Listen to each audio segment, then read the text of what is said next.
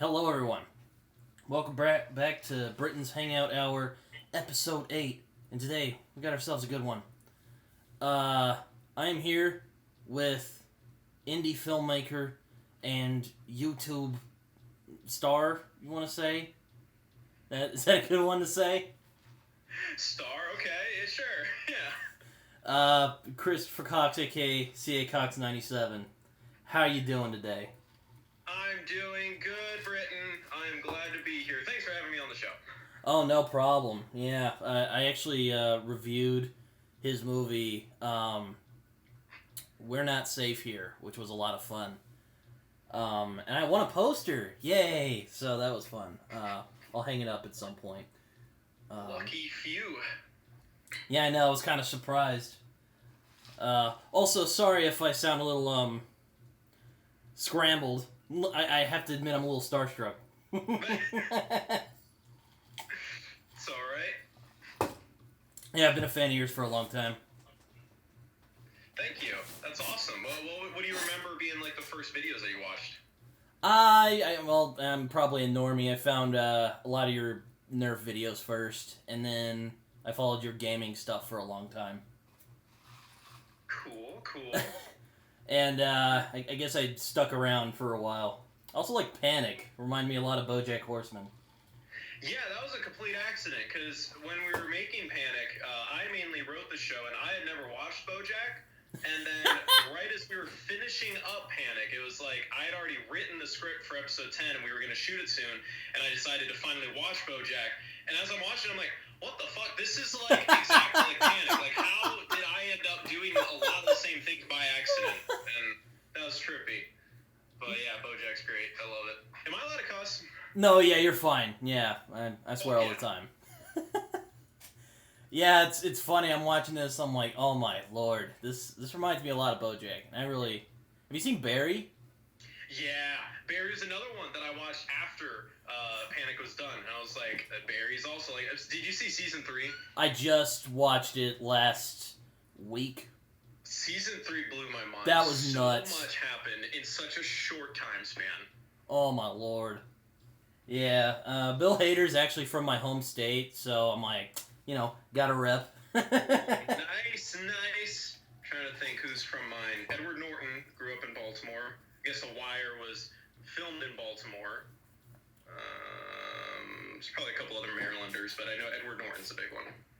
Yeah, he's good. I've heard he's very intense though, so I guess for better or for worse. Good to get along with, but he's talented, so it's like, evens out. Mm-hmm. Yeah, I did see Barry season 3 just recently, and it was really good. Yeah, I was once again blown away by it. I'm trying to get my parents to watch it, so that'll be fun. Yeah. It's also just nice because it's such a short watch. Yeah, no, it's not that long. Under 4 hours long, so. When I first started it, I'm like, oh boy, I'm wondering how Barry's doing after the doozy that was season 2, and then he's like hanging out with those two guys, and he shoots him, and he walks back, and he's just like, "There's no forgiving Jeff." I'm like, this season's gonna be great. It's gonna be great. It's gonna be dark. It's gonna be messed up. I'm excited. And then it was. The whole season was just balls to the wall, crazy. Yeah, I'm like, I want to watch it because I've been lazy with watching stuff. Like I watched Obi-Wan Kenobi because I love Ewan McGregor as the character, and I've been waiting for that for so long. So. Yeah. I'm not very into anything Disney related now. I haven't been for a while, but like it seems like the general vibe of audiences, especially with like the new Thor movie came out, isn't getting great reviews. Obi-Wan Kenobi, everyone said like this was your chance, and you still kind of didn't succeed. I'm like seeing a lot of people kind of like, it's all the same thing. It's all a formula. Yeah, I try to be more lenient, but yeah, I can see where you're coming from. Yeah, I'm also just a strict grader. I tear apart everything. Ha!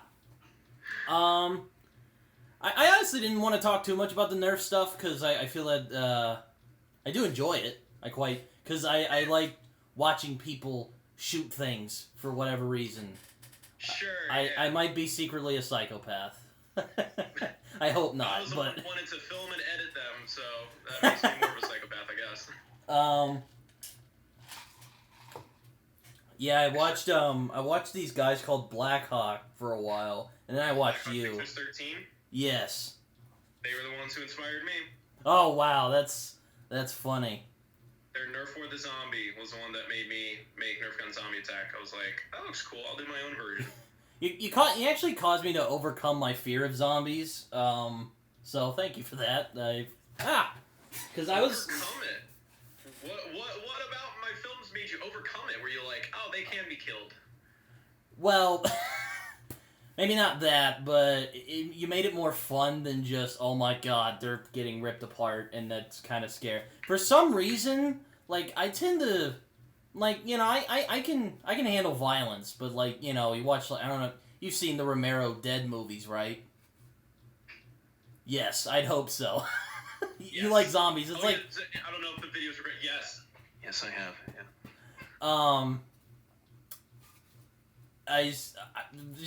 For some reason, when people get, like, torn apart, I just get freaked out. It might be body horror. That might be the thing that freaks you out. Maybe. That's probably the way it. the intestines get pulled out of the stomach and all that. Or yeah. Like, anytime a character, like, loses an eyeball or gets her hand cut off, that always is like, ooh, that's kind of freaky. Yeah. Which is funny, because my favorite horror film is The Thing. Yeah. That spooked me when I was a kid. My dad was like, here, son, let's watch this together. And I was like... Wow. And I, like... It's something. I love it, but I guess I'm a masochist or something, because that stuff tends to get me like, ugh. Ooh. Well, but then you wouldn't be a masochist if that does affect you. A masochist would be, yes, tear him apart. Give it to me. No, but yeah, I love The Thing, too. That's a really great movie. The Thing is great. I think that's my second favorite horror movie, Hereditary being number one. The Thing's great. You know, the no pun intended, but The Thing about Hereditary, I love that movie. It is a very well-crafted film. I saw your video on it a little while ago, and I was kind of expecting a more... I don't want to sound like I'm criticizing you or anything, but, you know, I kind of thought it'd be more like an analysis. Well, actually, more it was just like, oh, wasn't expecting that. It was more like you talking about what worked about it and what didn't. And I was like, okay. I've been gearing up to make horror content for a while, and that was a test, that video that I uploaded. Mm-hmm. And I kind of just, like, saw, like, all right, there is an audience for this, but most of my audience isn't there for it, really. So that's why I made an entire new channel called How Scary, and I've been uploading there all kinds of horror reviews. And I uploaded one of Hereditary that goes in-depth in spoilers, talking more about the actual details of the film and why I love it. And I've been doing it for a couple months now, and now I found a nice balance where every video is going through it in detail and then ending it with a non-spoiler overview, so that way... Okay. Because, like, when I saw that video, I'm like, I wonder what he'll, like, talk... Because I was expecting more of, like, an analysis, like, here's what it was about. Yeah.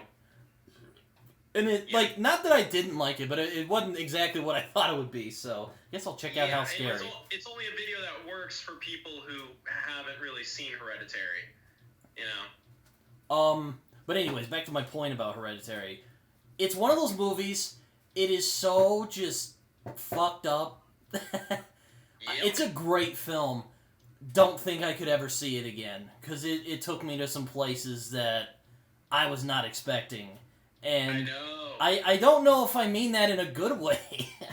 Well, and that goes into an entire discussion about just like why I love horror and why I think horror movies in many ways, modern horror is just pussified for modern audiences, because the whole purpose of horror is to horrify you, to show you something that you aren't used to seeing, that you want to look away from, that scares you, that leaves you kind of trying to go to sleep and thinking, oh my god, that was so messed up, and making you face fears. And when you are facing those fears and you're overcoming them, then it becomes adrenaline, like you're riding a roller coaster. It's like, oh, it's this excitement, this challenge that you're overcoming. And modern horror movies don't really bother doing that anymore. It's just about throwing a jump scare and, ooh, a spooky clown, and then that's it. Hereditary, that dives into fucked up, disturbing shit while also having a point to it. And it gets you thinking about just like how, the process of grieving works and how, sanity can slowly be lost and being there for family and all that. Like, there's all kinds of stuff going on. I'm a big A24 guy, funnily enough. I like a lot of diverse movies, but I think a lot of people have said this, and I share the sentiment. They make a lot of really interesting movies. They're probably making the most. They're probably the most. Could you call them mainstream? I don't think so. A24 is the home for indie filmmakers right now. I think it is the most famous example of a studio that is not bowing to the whim of shareholders and trying to appeal to a large modern audience. They are literally just allowing filmmakers to come in and make their craft, and it's beautiful. In fact, Hereditary left such an impression on me, I was hesitant to watch Midsommar for a while, and then I saw it, and I was kind of let down, because I was like, what the fuck is this? This is a rehash of Hereditary, just with Wicker Man stuff. I'm sure you... Yeah, I need to watch Midsommar again. I've only seen it once, and I was kind of let down the first time. The cult stuff... because the cult stuff in Hereditary was more in the background and just slowly being revealed until the ending when it's like, oh, okay, spoiler alert, there was a cult the whole time. Midsommar is, no, cult right away, we know where we're at. My main problem with Midsommar is that the character relationships with the main character trying to grieve over the death of her family and her troubled relationship with her boyfriend who's not really there for her and all that's really complicated and messy, that's very engaging and interesting. That's the stuff that's at the forefront of Hereditary. But with Midsommar, it takes a backseat to the cult stuff. And the characters aren't really interacting a whole lot, and it just kind of falls to the wayside for most of the movie, and that's not what I prefer. Like, I preferred Hereditary's more character-based horror. I was also introduced to Florence Pugh in that film. She's great. Oh my god, yes. Also, she's very attractive. Oh yeah, that is true. That accent too. Oh, anyway, don't want to get too much into that. But I'm actually more of a Robert Eggers fan in terms of like A24 horror, because I love history and I love how he is very authentic to the time period. I really like The Witch, and The Lighthouse is also very memorable. Also, The Lighthouse is memorable too, though I wouldn't call that a horror movie. Crazy. I wouldn't call that a horror movie, though. It's tough, because I've been trying to think about this. What defines a horror movie? Because a lot of times thriller and horror overlap. And The Lighthouse, I kind of think is a horror movie. It's like a blend of a psychological thriller and a horror movie. It's tough. Yeah, and there's like black comedy. It's a weird ass movie. Yeah, definitely a blend. Oh lord. Actually, my favorite movie last year was an A24 movie. It was The Green Knight, because I really liked that movie. So I need to see that, and I need to see The Northman. Both of those medieval-ish movies, because I love the medieval time. So don't know why I haven't seen those yet. Yeah, I remember you mentioned you were a Game of Thrones fan. Sorry about that. Yeah. Oh, Lord. I walked away from that after that whole fiasco. The failure of Season 8 of Game of Thrones affected me probably like people are affected when they lose a pet. Like, damn. That gutting feeling that you've lost something, it hurt. I got really pissed off. I was really mad, because I tend to get mad first before I get like, dang it, that was really upset. That was really sad. Yeah, because also, like, that was my favorite thing of all time, and, like, a lot of people's favorite things, whether it's Star Wars or Harry Potter or, Marvel or whatever, generally, there's a slow decline in quality, and, like, sometimes things will get better, but in general, most things, you give them enough time, they lose their quality. Mm-hmm. Game of Thrones was just amazing. It got a little rocky in season 5 and 6, but still had such high highs that it still was, like, amazing. And then season 7 was a dip, and then 8 was the worst thing ever. And it was like, what happened? And just to have it go poof, like that at the very end is heartbreaking. Yeah, I know. That's why I tend to be more picky about what TV shows I watch, because a lot of them do just falter like that. Lost. Though, I have mixed feelings about Lost. I don't know if you've ever seen Lost, but... I've seen it. The first time I watched the finale, I cried like a bitch throughout the whole thing. I did too. I'll admit, I did too. Surprised. I was so surprised. And then afterwards, I thought, I liked it. And I read online why people hated it. And I think part of the reason is that I watched it. I kind of just binged the whole show. If you were watching it week to week, each season, waiting a year for the next one, I can see being very disappointed at how a lot of the questions were just never answered. Or they were answered, but it was just kind of like, what? It's kind of the Game of Thrones problem. I think the point of Lost... Well, it's kind of a double meaning. I don't want to get too into Lost, but... It's sort of a double meaning, right? It's not that they're lost on the island, but they're all the characters are lost emotionally or spiritually. That's why it worked for me. The basis of the entire show, and that's very prevalent from the beginning, and that's what's cool about it. I think it's the J.J. Abrams problem with his mystery box ideas, where he's really great at setting up these wonderful mysteries that you want to find out the answers to, but the problem is he doesn't actually have the answers when he makes these mysteries. And it's way harder to come up with shit and then suddenly, along the way, come up with this, the payoff to it, versus having the payoff in mind from the beginning. Because if you know where you're headed, you can build organically and put all these little nuggets and pieces and setups, so that way then the payoff is this big, huge thing. With him, he doesn't think about that first, so he's just coming up with shit as he goes along, and then goes, shit, I reached the end. Oh, fuck it, here's the end. And it's like, all right. So. Yeah, my big issue with J.J. Abrams is that he often just, helps out, and he's like, later, fuckers, and then he leaves. Yeah. He sets it up, and then he leaves. He's like, all right, good luck. I feel bad for Damon Lindelof. He's actually not a bad... I've heard The Leftovers is fantastic. I haven't seen that one. I did watch his Watchmen show, which I thought was really good. Though, that's good.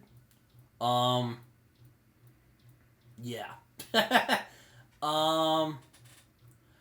I wanted to talk to you about horror, because I also like horror movies quite a bit. I like horror books as well. But, I like horror films. I like stuff like... I guess you could say I'm normie. I like stuff like Alien and The Thing and, John Carpenter stuff.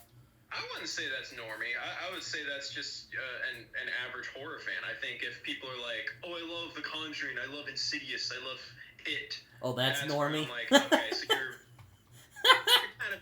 You're a little basic. It's okay. It's all right, I also like, I like horror with, I don't know if you've ever watched Chris Stuckman at all. I think he made a great video about horror movies some years ago, and I agree with him. I like horror movies with meat, Not,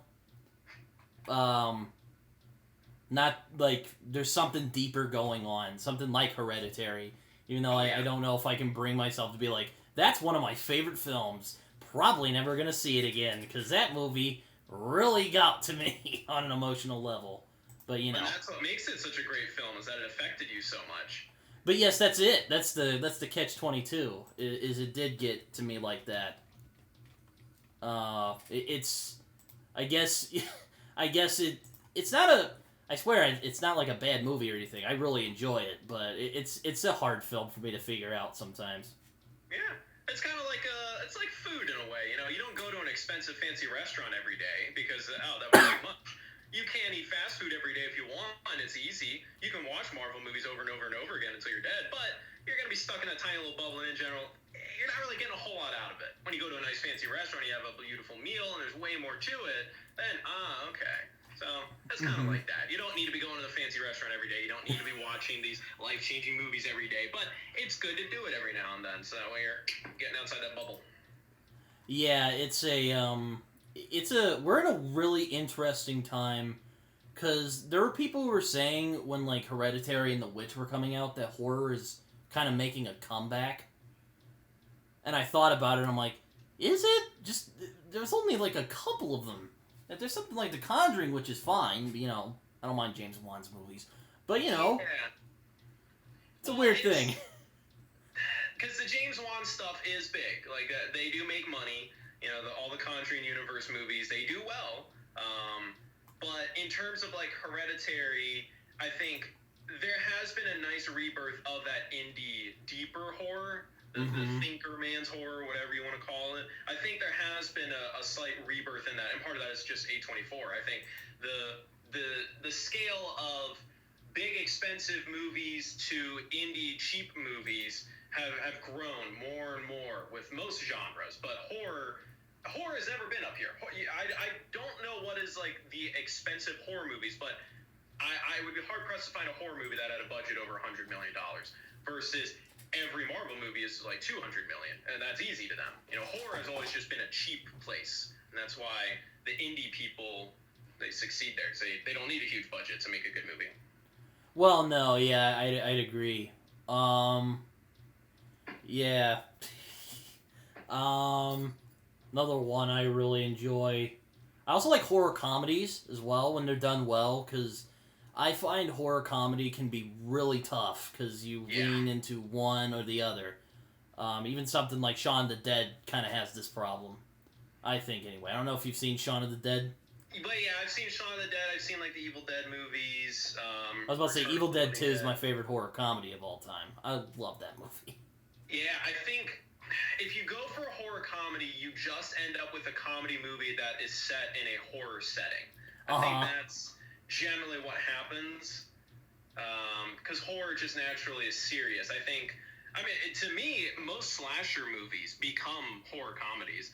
All the Freddy Krueger movies after like the first two, Jason, Michael Myers, they all become, spoofs of themselves, where you're no longer afraid that, oh no, the killer's gonna catch that girl. Instead, it's, oh, I can't wait to see how this girl gets torn apart by Freddy this time. I know. It changes. Can I just talk about my general... I don't want to say I hate them, but I disdain a lot of slasher movies.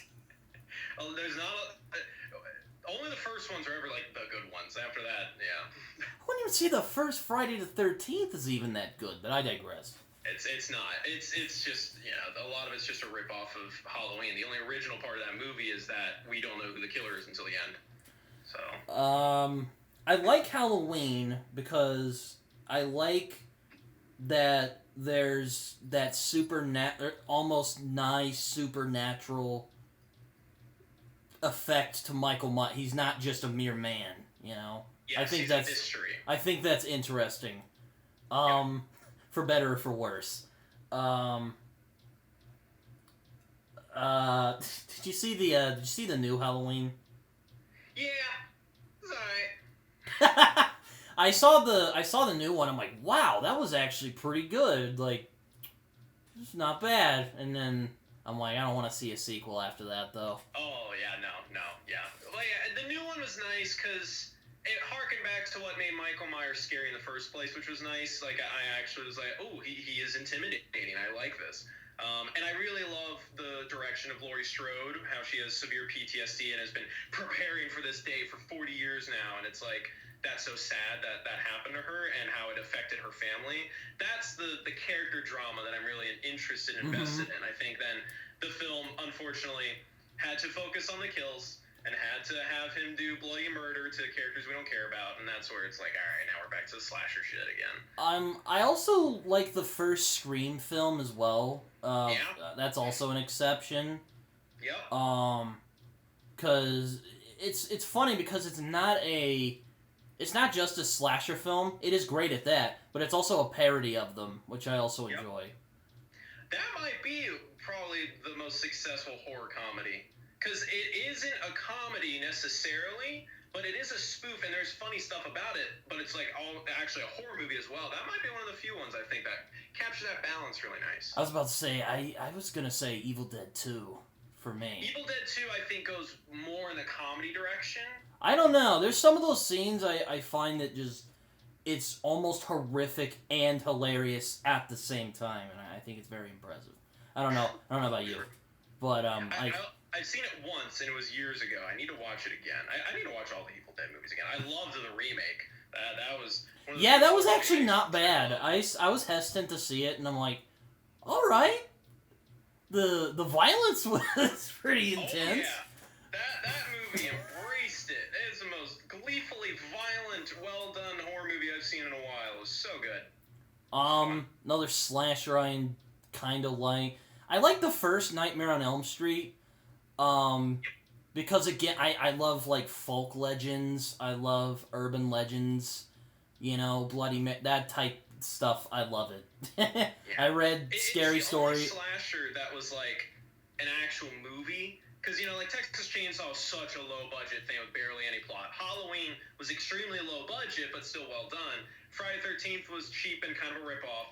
Nightmare on Elm Street actually had some budget behind it because of the dream sequences and all that, and it was like a full-blown movie. That one's my favorite slasher. Yeah, I like that, I like it's...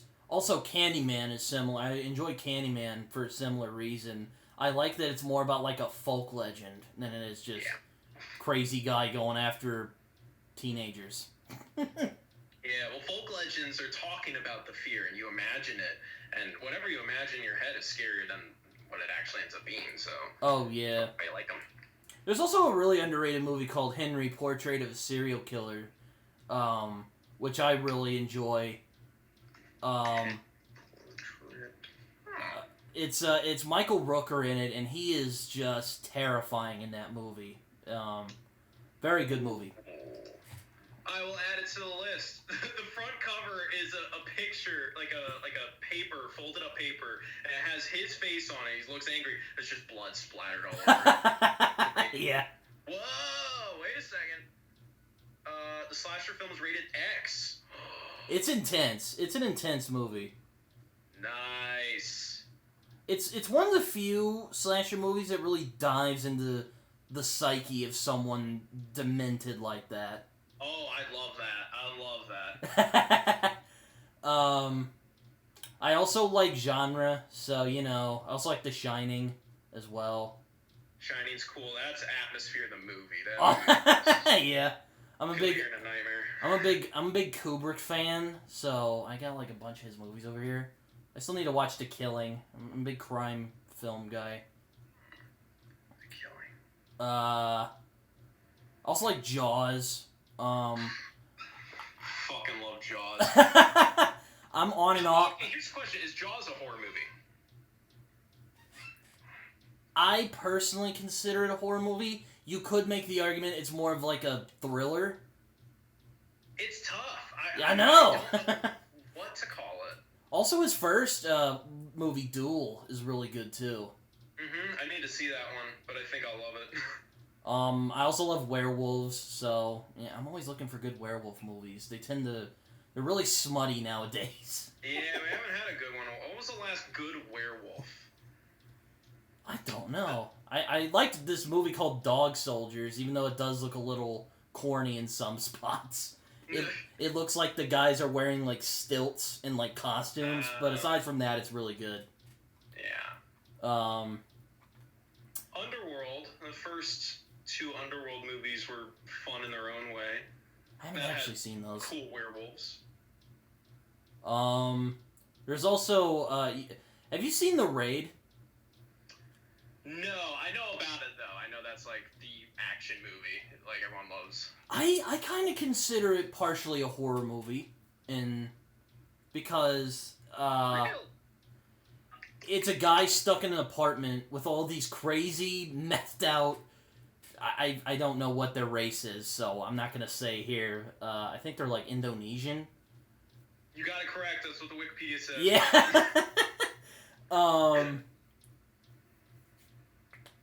Yeah, I really enjoy that movie. Also has kick-ass action, if you like that. So. I do like kick-ass action.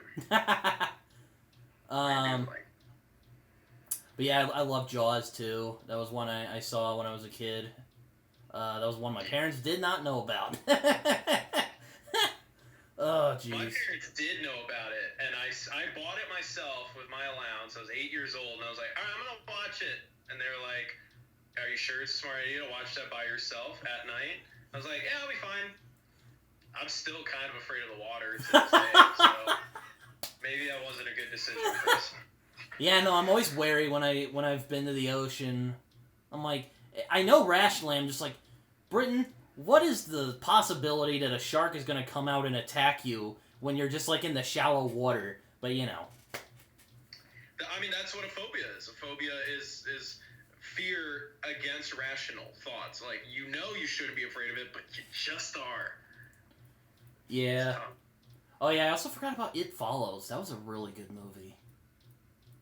I have a bit of problem with It Follows. I think it's a little overrated, personally. Alright. Can't hate that synth score, man.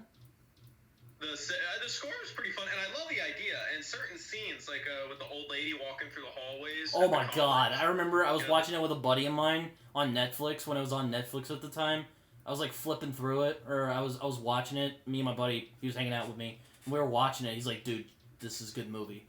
And I watched it. And then that, like, big guy steps in. I'm like, oh, shit. Yeah. Those are great moments, yeah. I love those moments. I just wish I cared more about the characters and they had a better end game for where they ended up. I felt like the film kind of ended a little flat. Like, I had this big but, you know, that's just me. Still a lot of good stuff in it. I wouldn't say it's my favorite. I actually really enjoyed the guy's follow-up, which is this movie called, damn it, I can't think of the name at the moment. Under the Silver Lake, which I really enjoyed. If you like really just weird-ass movies, it's kind of, it's hard to describe. It's kind of like The Lighthouse, except it's not as surreal as The Lighthouse. I really enjoy it. This film is every genre. A neo-noir black comedy thriller. It is. That's exactly what it is. It's Andrew Garfield. I'm a big Andrew Garfield fan. Yeah, he's really... And I watched that, and I was like, this is a really good movie. Also watched It Comes at Night. I wanted to see that in theaters, but sadly I didn't get the chance. Yeah, that one was pretty wild. That's a depressing fucking movie. Yeah, I know, right? I was like, fuck me. That was sad. Yeah. I thought it'd be more like the ads for that really lowballed it. I'm like, fuck that. Yeah. I'm never watching a trailer again, or I've been bad at keeping up with that, so don't listen to me. Also like stuff like 28 Days Later. Yep. 28 Weeks Later is one of my favorite horror movies. I love that movie. It's underrated, man. I think so, anyway. Though I do enjoy 28 Days Later. It's a great movie. Yeah. Have you seen, A Quiet Place? Yep. It's pretty good. Yeah, I enjoyed that one. Yeah. It was a good original concept. Utilized it very well. It was a solid movie. Oh, jeez. Yeah. I'm looking at my list I made here, because I like making lists for whatever reason. I was like Jacob's Ladder. It's a really good one. I haven't seen that one. Oh, it's strange, but it's also surprisingly very touching at times. Okay. Let me look that one up. I also have Under the Skin here, which, you want to watch a weird-ass fucking movie, that's a really good one. Skin? Yeah, Under the Skin. Oh, it's Scarlett Johansson. Excuse me. Also consider Seven a horror movie. I don't know if you've seen that one.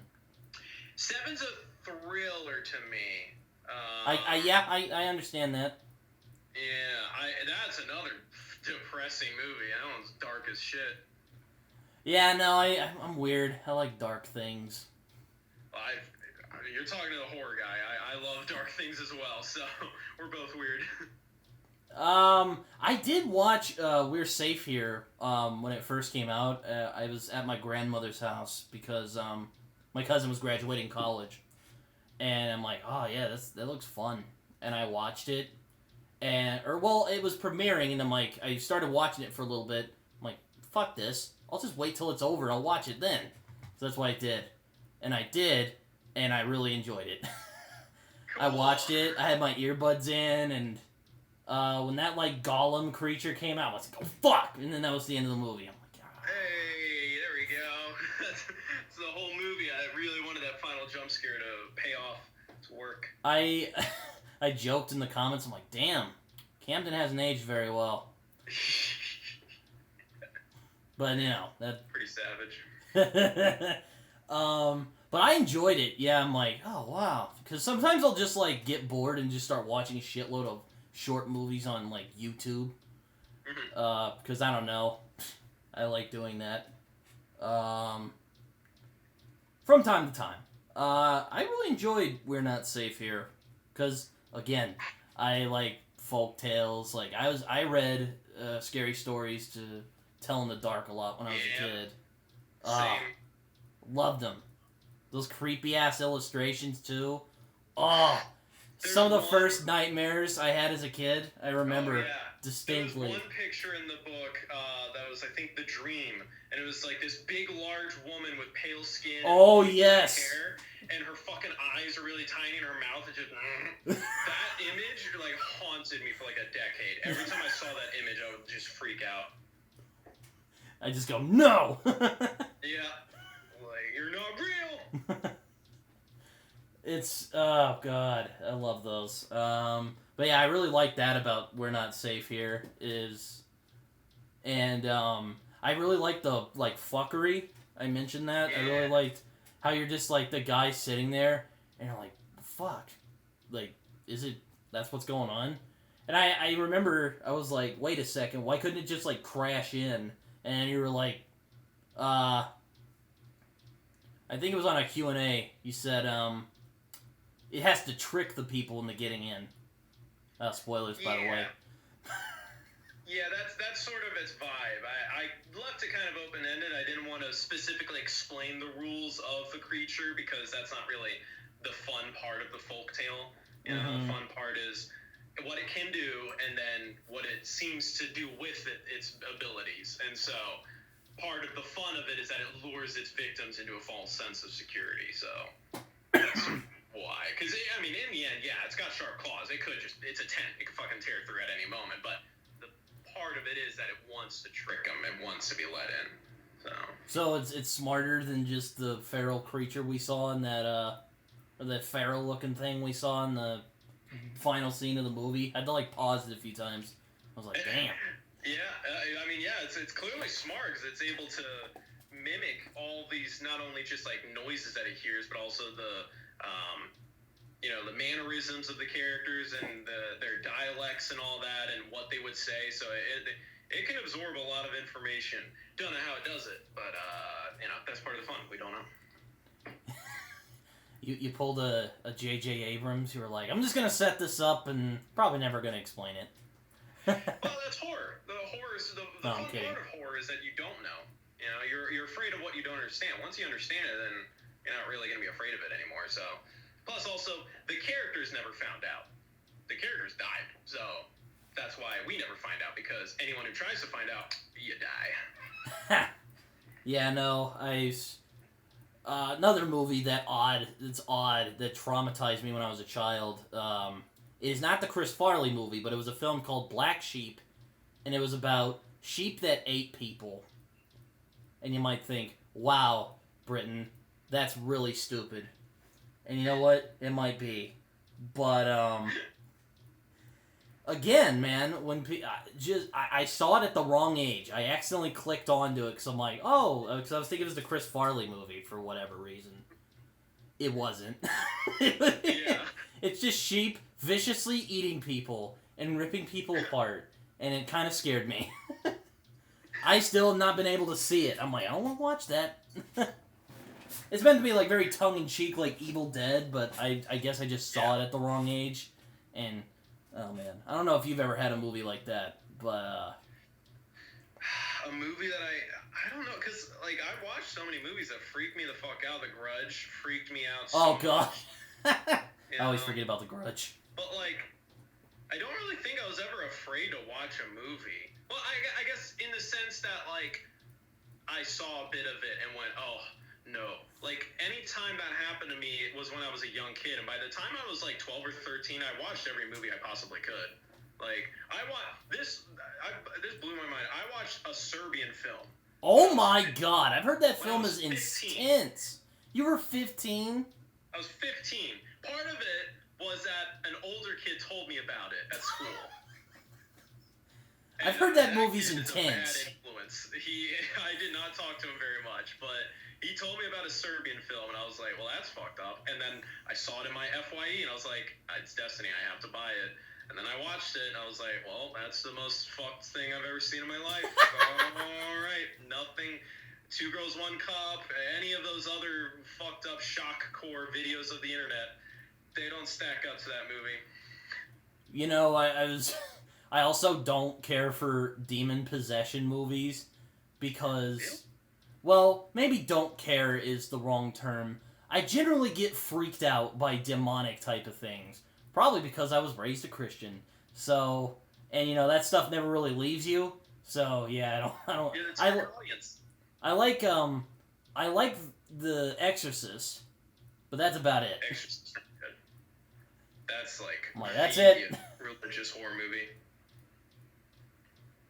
Well, that's interesting then, because Hereditary is kind of a demon possession movie. Kind of, but that's not the part that really got me. The part that got me was just the really intense emotion of that movie. It was so raw, and I had gone through a loss at that time, so I was not expecting that to just hit me like that, because I thought, oh, it's gonna be like this. I saw the trailer. There you go, and I thought. I saw the trailer, I'm like, oh, this looks interesting, but I kind of, you know, because you get like a second mind for this shit, you're like, oh. And like, oh, I bet it's going to be like that creepy chick, she like attracts a demon in the house. And it's not. Yep.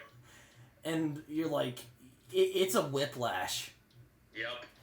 Like it definitely is. Go into some spoilery territory, when, I think the most haunting part of that movie is right after the accident. Well, actually, the accident. And that whole part after. I was like, oh, fuck. Like, at that point, I don't even feel like I'm watching a horror movie. I'm just so depressed. I know! It's... Oh, my God. It's so... Ugh. It's so fucked beyond belief, man. And what I love about that, why it's my favorite horror movie, is because those characters feel so real and their reactions are so raw and genuine. Like, that's real horror, when you feel like you're in the movie with them and you are in such a fucked situation and it's like you feel like you're losing your mind. That's my favorite kind of horror. Yeah, but it's like, you know, something like The Witch, I think, is interestingly kind of like Hereditary, except I can kind of sit through and watch it again, because, I mean, I enjoy watching it more.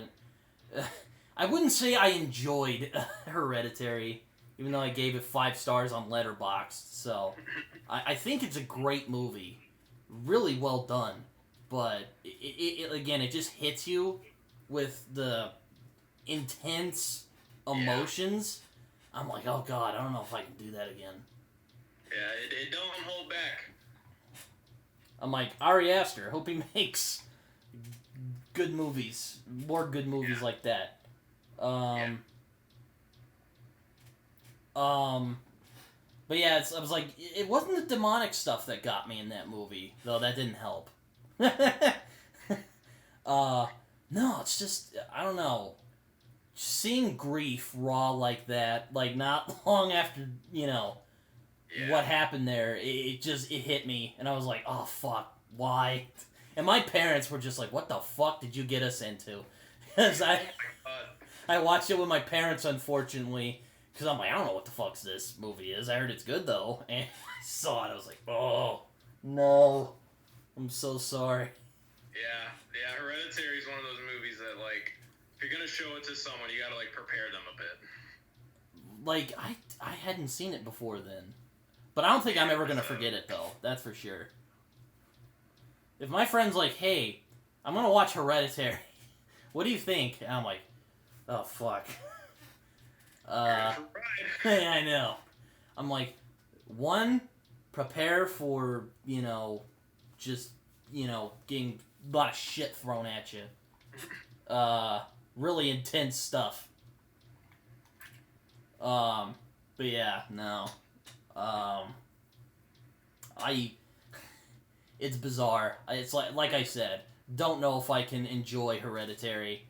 I do really like it, though. I don't know. I don't think I can watch it again. I guess I just enjoyed the mastery of it, and also just like the great acting, the great effects, the great cinematography, just like aspects of the movie I can say I enjoy.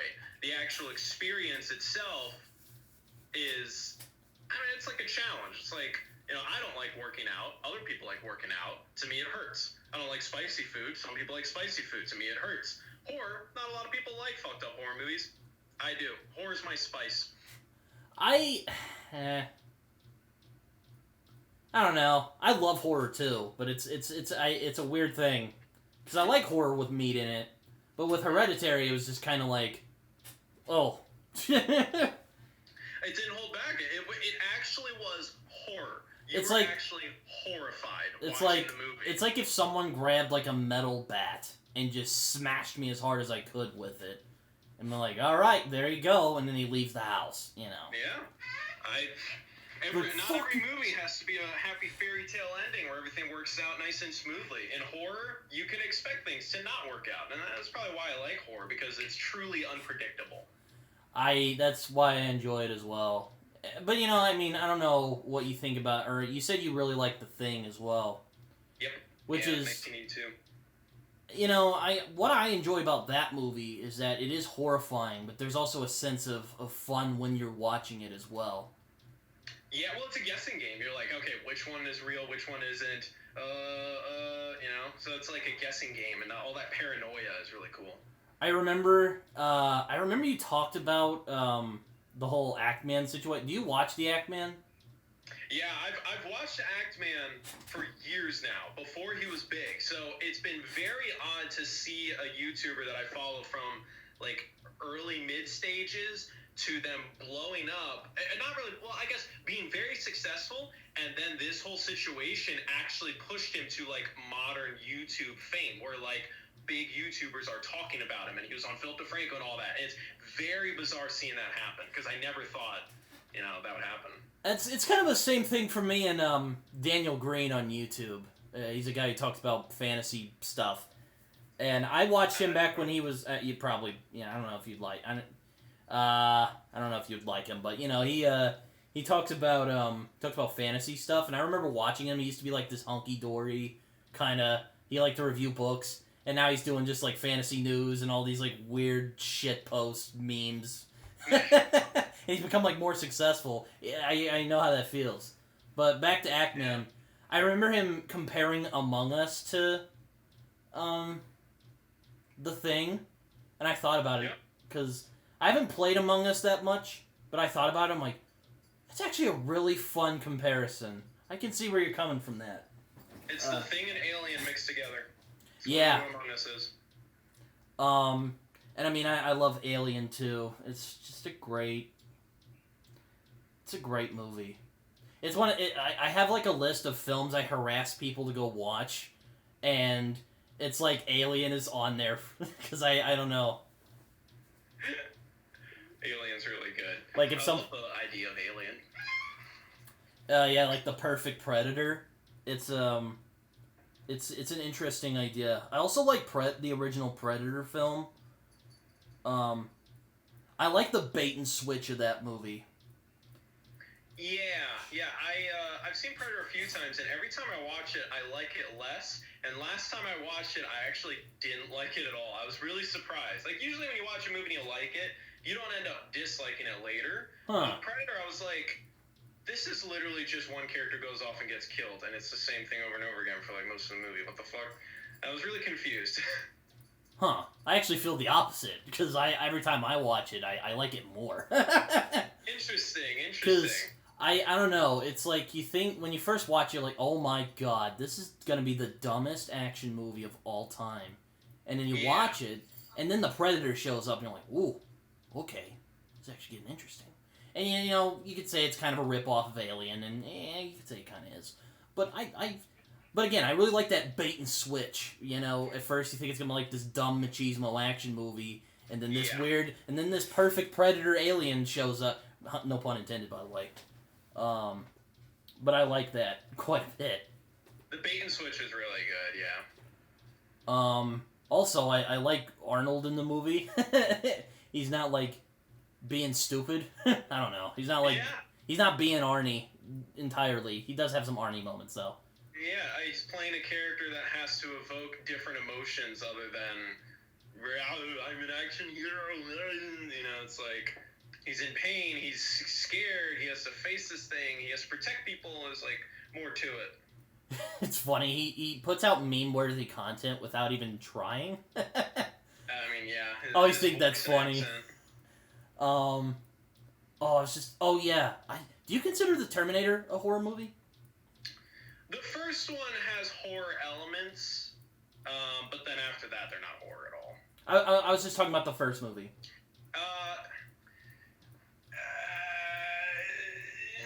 Sci-fi action horror, kind of a blend of all three, probably. That's what I would call it. I'll give that to you. It does have horror. I'll put it this way: I think it has horror elements in it, where you could get away with calling it a horror movie. Yes, it definitely has horror elements, because despite my falling out of love with James Cameron, I actually like his the first Terminator film, even over Judgment Day, which I really like Judgment Day. I think it's a great movie. But I like the more, like, intimate scale of the first one. Really? Okay. And Arnie... I actually like Arnold's performance in that movie, because he has to show no emotion at all. And you could say he's not that scary, but he's intimidating, I think. Yeah, he's intimidating. Yeah. There's something frightening about him. A good job at what it set out to do. Yeah. Second movie's great too. It's just kind of there, like, we're just gonna lean into the action stuff. Is that okay with everyone? And everyone's just like, okay. And also, I think the reason why a lot of people like the second one is that the question of man versus machine, what makes the person human and all that really gets brought up in that movie, and the whole relationship between Arnold and the kid is really what sells that movie. That's great. I enjoy it. But for some reason, the first one just, I don't know. I love the grungy atmosphere. Yeah. Because I have a weird thing for well-made, grungy, dirty-looking films. Yeah, I can agree with that. The second one's more clean and more, like, action-focused. I mean, again, I don't want to disrespect Judgment Day. Really love that movie. One of the greatest action films ever made, if you ask me. But, Terminator 1, I don't know, just really, really great stuff. I also have a soft spot for Titanic, even though it's super sappy. I actually have not seen the whole movie of Titanic. You haven't? Oh, that was a childhood movie for me. So many videos talk about it. I've watched scenes about it. I know everything that happens in the movie. It's like, somehow I just don't feel like sitting down and actually watch it. I've had a few movies like that, like not Fast Times, Breakfast Club. I don't know. I've seen The Breakfast Club. That is one of the most 80s movies ever. That one, Back to the Future, like, oh my god, this is 80s as fuck. I just started the new season of Stranger Things last night. Really good. And I hate being that guy who sits in the corner and was like, I liked it before you idiots came along.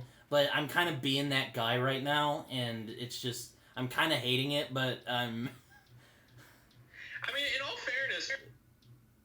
Oh, shit. Technical difficulty.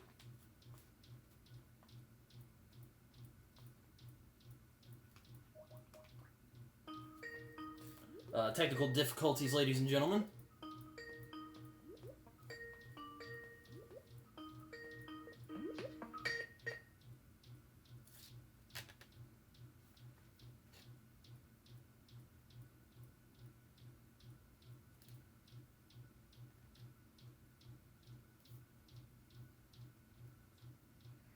I don't know what happened there. I don't know either. Sorry about that. I tend to apologize. I tend to blame myself for things, so sorry about that. No worries. It must have been Skype or internet or something. But yeah, with Stranger Things, season 1 was still, like, hugely famous. Well, that's true. Kind of it is a great season television. I remember when I first saw it, I was with a buddy of mine, and same guy I watched It Follows with, actually. He loves just being like, hey man, here's just some weird shit I looked up. You want to watch it? And I'm just like, fuck it.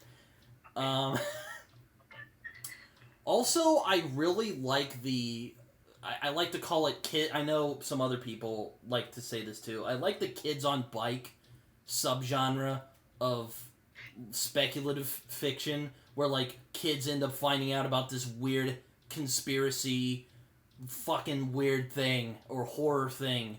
You know, stuff like I like when it's done well. There's some stuff that do it badly. But you know, stuff like E.T.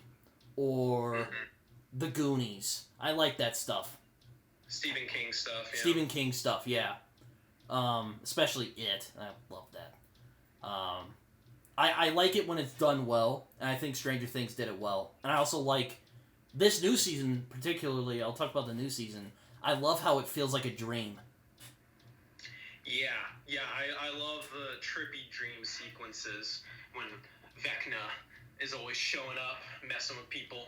It's always like, oh, I'm going to nightmare territory now. I'm only at episode 6 right now. I heard it gets fucking crazier than it already is, but, you know. The scale of that season was huge. I know. I'm watching it, I'm like, oh my god, this might be the most ambitious season yet, and... Oh, yeah.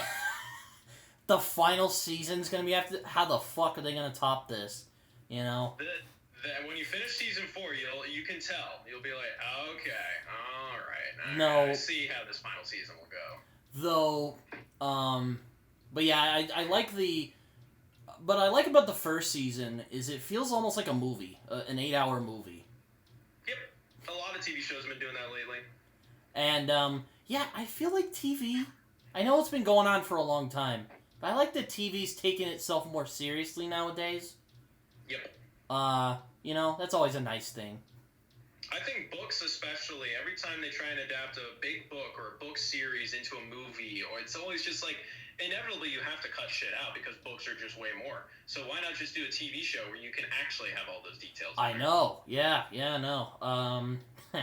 I know you're a big Harry Potter fan as well. Potter, you know, if they ever wanted to remake it, TV show, that would be the way to go. I would agree, yeah. I know there's people who would like that. I wouldn't be against that either. That's funny. I always come to shit late. I didn't get into Harry Potter until I was in middle school. Wow. And I'm like, oh, wow, this is actually pretty good. Yeah. I don't remember watching the first 2 Harry Potter movies. They've always just been in my brain ever since I was, you know, a toddler or whatever. So it's like, I'm trying to think what that's like to watch Harry Potter for the first time. It's weird for me too because it's always been there, you know. Yeah. And I'd always been big franchises. It's kind of like Star Wars in that way, though. I think Star Wars was the first film I remember seeing when I was a kid. So I've always had a special. I've always had a. I've never seen it. It's just always been in my brain. I've always had a fondness for it. You know, I'm one of those fucking nerds who goes around and like quotes details to people, and they're like, "Wow, you're really smart." And I'm like, "Thank you. You can just look it up on the website." You know. Yeah. I'm like that too. I feel like I'm a walking Wikipedia with film and stuff, and it's like I just have to keep it on lock most of the time because if I even open the doors, it's just fucking nerd weirdness that comes flowing out. I got off I went on another tangent. But yeah, I was talking about Stranger Things. Like season 2 and 3, I like them. I thought they were very good. I know people were kind of... That's kind of what annoyed me about this new season. Because now all these people are coming out and were kind of like, it was alright. And then now they're like, oh, wow, it's great. And I'm like, it was always good. You hacks, you know. I think that people are too quick to change their minds about things where, oh, now that this new season is great, that means the whole show is always good, or something like that, where it's like, see, I told you. It's more like each season can be its own thing. Like, you can admit that, like, this season is weak, but this season is great, and it fixes problems, or the same problems continue. Season 4 is my favorite season, but it still has problems that season 3 and 2 had that I hate. And I wish I wasn't there, because then I could actually love this. But I have a big issue so far, which is kind of spoilery, because I finished episode 5, and I thought it was a dream at first, because I'm like, this whole season feels like a fever dream. But I'm like, how the fuck is Matthew Modine still alive and is not fucking mauled? That bothers me for some reason. The doctor? Yeah, the doctor. Yeah. He's still alive because the writers decided they wanted to keep him around. That's it. There's no... I know. I had a friend who said something similar. I'm like, that bothers me, though. Because, to be fair, they did leave the door open because we never see him actually die in Season 1. But that was kind of the idea. But I just don't... It's so sudden for me. Well, and that's a sign of bad writing. Because every film... script, all of it is just ideas and words written down on a piece of paper. It's a puzzle, and they're grabbing all these different puzzle pieces, and their job is to put it all together in a perfect picture where you don't realize it was a puzzle in the first place. That you are fully convinced that all of this flows as a real thing. And in that case, you don't have a reason why he's back. He just is, and that's because that's just an obvious puzzle piece that they forgot to put in there. Yeah, it's a would I call it bad writing? Probably. I also don't like how he's kind of, like... It's a weird thing, because on the one hand, it's like they don't really know how to characterize him at the moment. Yeah. Because they have fun with him being a complicated villain, where, like, does he actually love Eleven? Does he actually love the children? Or is he just an abusive manipulator? And... on the one hand, with him, but... Oh, sorry.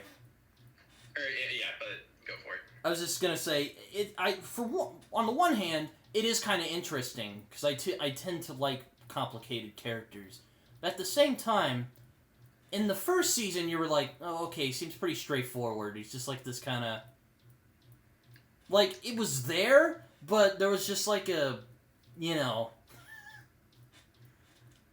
he seemed more malevolent. Yeah, he definitely seemed more like a villain, and then he's back here in Season 4, so it's like, okay, are you still going to be a villain or not? And, yeah. Though he does take a lot of physical punishment. Like, he gets a door thrown at him. And, yeah. And he gets mauled by a Demogorgon. I'm like, oh my god.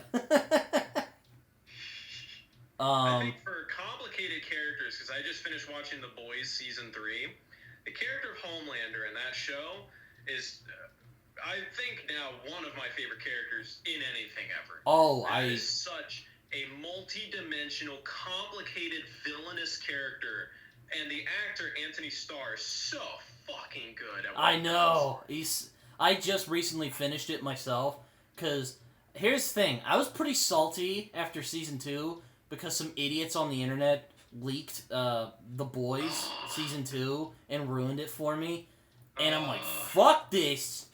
I'm not going to watch it for a while. And then Season 3 came out, and I'm like, alright, fuck it, I'll watch it. And I watch it. It was great. Like, wow. Yeah. Because Season 1, I really like Season 1. I enjoy it. Season 2, I like it. There are problems with it. Season 3 is just a fucking step above them, by far. I was like, holy shit, this is a great season. This is so fucking good. And, as someone who reads comics, I'm kind of sick of the evil Superman trope. But I really like how Homelander isn't just an evil Superman. It's basically, what if Superman existed, but they completely dropped the ball? Oh, hello, kitty cat. Thank you. Thank you. She loves to walk across my desk. Thank you. Cats love doing that. Cats love just shoving their faces in places, hey, pay attention to me now. It's like, fuck you. I want you to pay attention to me. I'm like, all right. I don't know what's more needy, dogs or cats. It depends on the animal.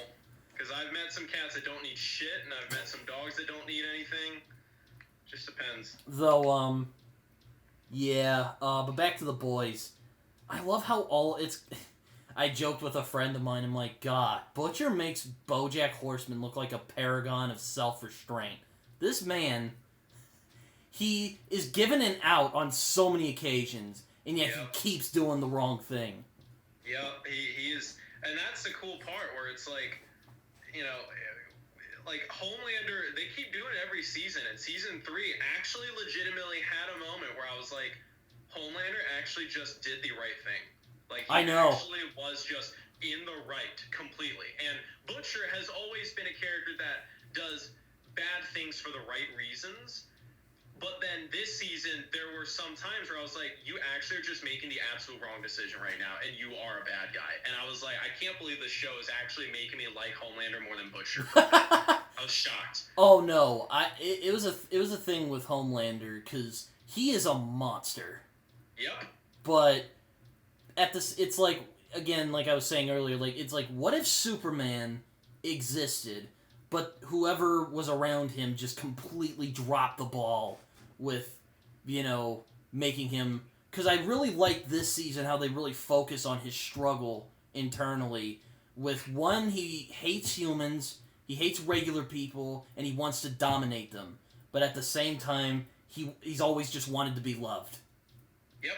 That is perfect, setup for a complicated, engaging character, because physically, he is the most powerful being ever. He cannot be stopped, no matter what, basically. So he can do whatever he wants, but what he truly needs is to feel loved.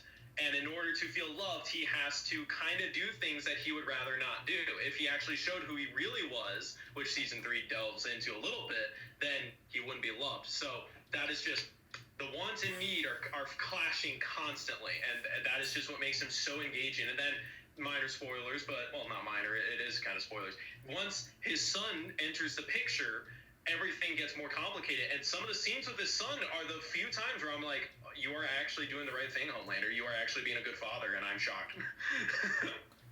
It's weird, too, because you've seen him through season 1, you're like, you can't forget this dude is a fucking monster. And he is, yeah. Then he you're is like, not a complete psychopath.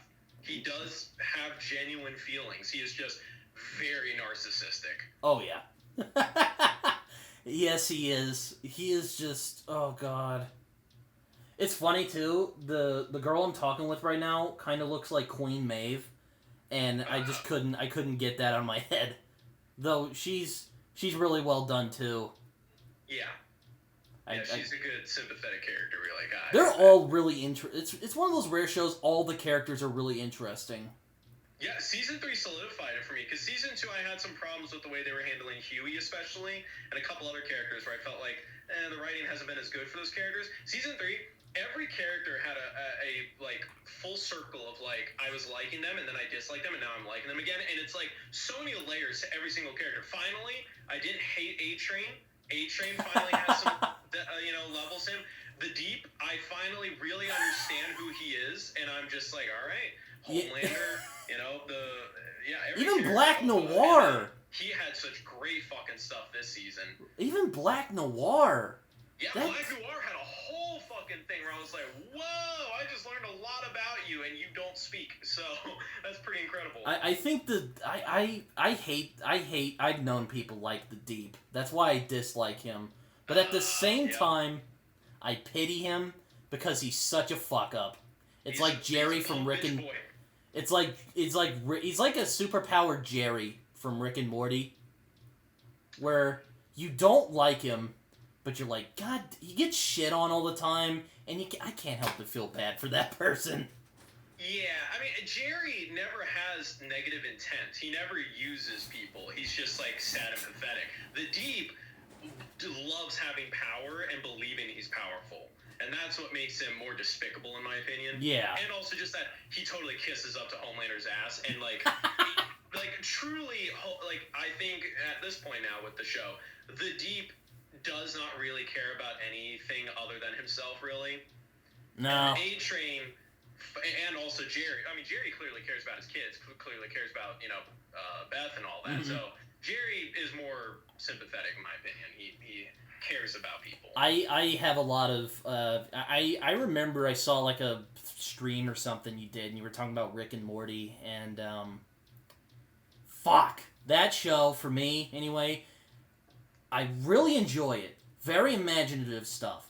But here's what but there's one thing that bothers me about Rick and Morty. They keep giving these like niblets of depth. And you're like, that's really good. I want to see more of that. And then they just fucking don't do anything about it like later on. Until later. It's like they're teasing you, and I just it drives me up the wall. It's Here's why. Blame the fan base. Because when you watch the show, 1, 2, and 3 have a clear arc of we're getting into deeper, more story-oriented territory. And 3 was the biggest one. It really went for it, which is why it's my favorite season. Yeah, I know. I really like 3. Like season 3. A lot of them said, I don't like that Rick's an asshole. I don't like this. This is boring. Therapy stuff. Meh. Season 4 went back to here. Went back to wild, wacky adventures. And people still, not only do people like that, but then also people bitch and moan because people don't know what they want. Season 5, have you seen 5? I have not. Not yet. 5? I saw the first episode. Back. You've been looking for the character depth and nuggets. 5 finally gives you what you want. Payoff, finally? Yes. Don't be fucking with me, because I will watch it. With you. 5's my second favorite season, I think. It's between that and season 2. They're like almost tied. I think 5 beats it just because 5, like, when you finish 5, you'll be like, I really need to see season 6 now. I'm actually very excited to see where the show heads. I do like the, also one of the things is that it's hard to like Rick. It's not like BoJack, where you sympathize with him, you can't escape the fact that he is his own worst enemy. Rick is just like, fuck you guys, I'm gonna do whatever the fuck I want. And what pisses me off even more is that he always wins. Well, and yeah, that's Rick also is a character like Homelander who his wants and his needs clash, which make him an engaging character. He wants to be the most powerful man in the universe and for everyone to bow to his whim, but he needs to feel like he belongs somewhere and that he like is loved and cared about, and that he can be himself and show that he loves and cares about people, because he knows nothing matters. So he tries to tell himself nothing matters, but deep down he knows things do matter to him. So they're always clashing. I think BoJack is different because BoJack is just such a victim of his own problems, and also Rick is able to hide from his problems because he's the most powerful man ever. He can do whatever he wants. BoJack couldn't do anything really. He was a mess the whole time. So he was forced to kind of face those problems of himself more often than Rick does. Yeah. It's just like, I don't know. Maybe it's the whole I don't always love overpowered characters. Yeah, that's fair. That's fair. And Rick is such a dick. What works? Because Homelander, his weakness is his emotions. Rick is the same thing. I would agree. I love the episode when that's the thing about the Nuggets, right? And the Nuggets are really good, and you're like, fuck, I want to see more of this. And then later on, they just don't do shit with it. And it pisses me off. I'm like, why the fuck do I engage with... Well, it's also very entertaining, innovative, and, very creative. But, it's a large amount of the audience only liked it because, wubba lubba dub dub, we turned himself into a pickle, and it's like, those are the fuckboys that really fucked with the show. I love the show for the same reasons you love it. Not only do I find it really engaging, entertaining, and goddamn creative as fuck, but really great character writing and some legit, in-depth, emotional moments that interspersed with wacky comedy. And in general, I love how it grows. Season 4, you had a dip. 5 brought it back. Yeah, it's just... I liked Season 4. I thought it was alright. I liked it more than alright. I thought it was good. I thought it was, But it's just like... There's even parts where it's almost like the show's just, like, flipping you the bird for trying to look for depth. Yep. Like the episode right after the end of Season 2, and Nathan Fillion's the bug, and he goes into, like, Rick's mind. And he gets like this backstory, and you're like, oh, okay. And then it like blows up, and then Rick's like, ha! Joke's on you, bitch! And then he like, you know, and I'm like, okay, now they're just telling me to fuck off for trying to find something deeper in this. Like, fuck you. Still gonna watch it next week, though. The main reason for that is because that's who Rick is. Rick has this inner depth to him, but he tries to hide it. So he tries to mask it with, ha, fuck you, nothing matters, why'd you care? And that's where Season 5 does finally dive a bit more into that and gives you more context. So that way it's like, okay, now there's more substance to this show. It's not just going to be Family Guy cutaway gags for 20 seasons in a row. No, there's going to be growth.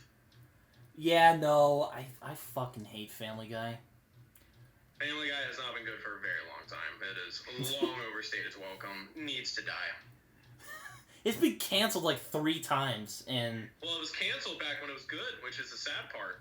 If it hadn't been canceled back then, it probably would have stayed really good. But after getting canceled so many times, you know, you get really jaded and cynical. No. But yeah, Rick and Morty is just... Oh, God. No, Give Season 5 a chance. I think you'd like Season 5. It's a weird thing, because I watched the first episode of Season 5 because it was on it was on YouTube. Yeah. And I watched it, and I'm like, oh, this is pretty good. And Dan Harmon plays, like, it's basically like Aquaman. And he... Horny Aquaman. Yeah, and he's, like, super annoying, and you're like, oh, God. And Rick's even like, oh, God. And they do, like, the little nuggets again, and I'm like, oh, man, I've been playing this game with Rick and Morty for 4 seasons. I don't know. And it's just like, I sat it out. And then people are like, hey, Season 5's pretty good. So I'm like, all right. Well, you told me Season 5's great. I'll have to take your word for it. The finale especially, because Rick and Morty has a problem with its finales, because Season 1's finale was, Season 2's finale, great. Season 3's finale, Season 4's finale, okay. Season 5's finale is fucking baller. It's great. It's everything you've waited for. It's just...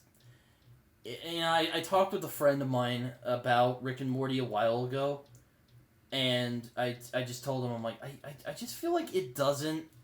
It has potential, but I feel like they're afraid to go to that place. And they were afraid, but after Season 5, they're not anymore. And my friend made a point that stuck with me, and that's kind of why I've gone back and forth with Rick and Morty. He's like, well, I find what's interesting is that the characterization's a bit, and the message is a bit subtler than something like BoJack. And I'm like, I get your point, but I'm still kind of mad at it. Yeah, well, in the end, that's what you care about the most. You care about the character, you know, relationships and the depth to it. BoJack doesn't have sci-fi adventures, you know, wacky shit like that to entertain you in the meantime. It has cartoon animals and fun commentary on, you know, Hollywood and all that, but at the end of the day, BoJack really is reliant on that character drama to really sell it. Rick and Morty doesn't need the character drama to be entertaining for a lot of people, but for us, we like the character drama the most, so we've always wanted it to grow. Season 5, I believe, by the end, does finally understand, all right, let's go with the character drama stuff. Because that's what they wanted from the beginning. You can tell. And also, if you know Dan Harmon, he loves his character drama stuff. I was about to say, you know, Dan Harmon has a great mind for story. Yep. You know? Like, his story wheel is basically a kind of condensed version of the hero's journey, basically. Yeah. I mean, every story is a formula, pretty much. Well, yeah. And, you know, it's just like, I feel like I was just like, there's something holding him back. I can tell, just from watching it. I feel like there's something holding him back. Because, you know, I think with the fan base reaction, with Season 3 especially, and then the way they handled Season 4, it didn't feel like they were enjoying making the show in Season 4. They kept doing all these dumb meta jokes and flipping off the audience, basically telling you, fuck you for caring or whatever, and I think that was just bitter and hateful.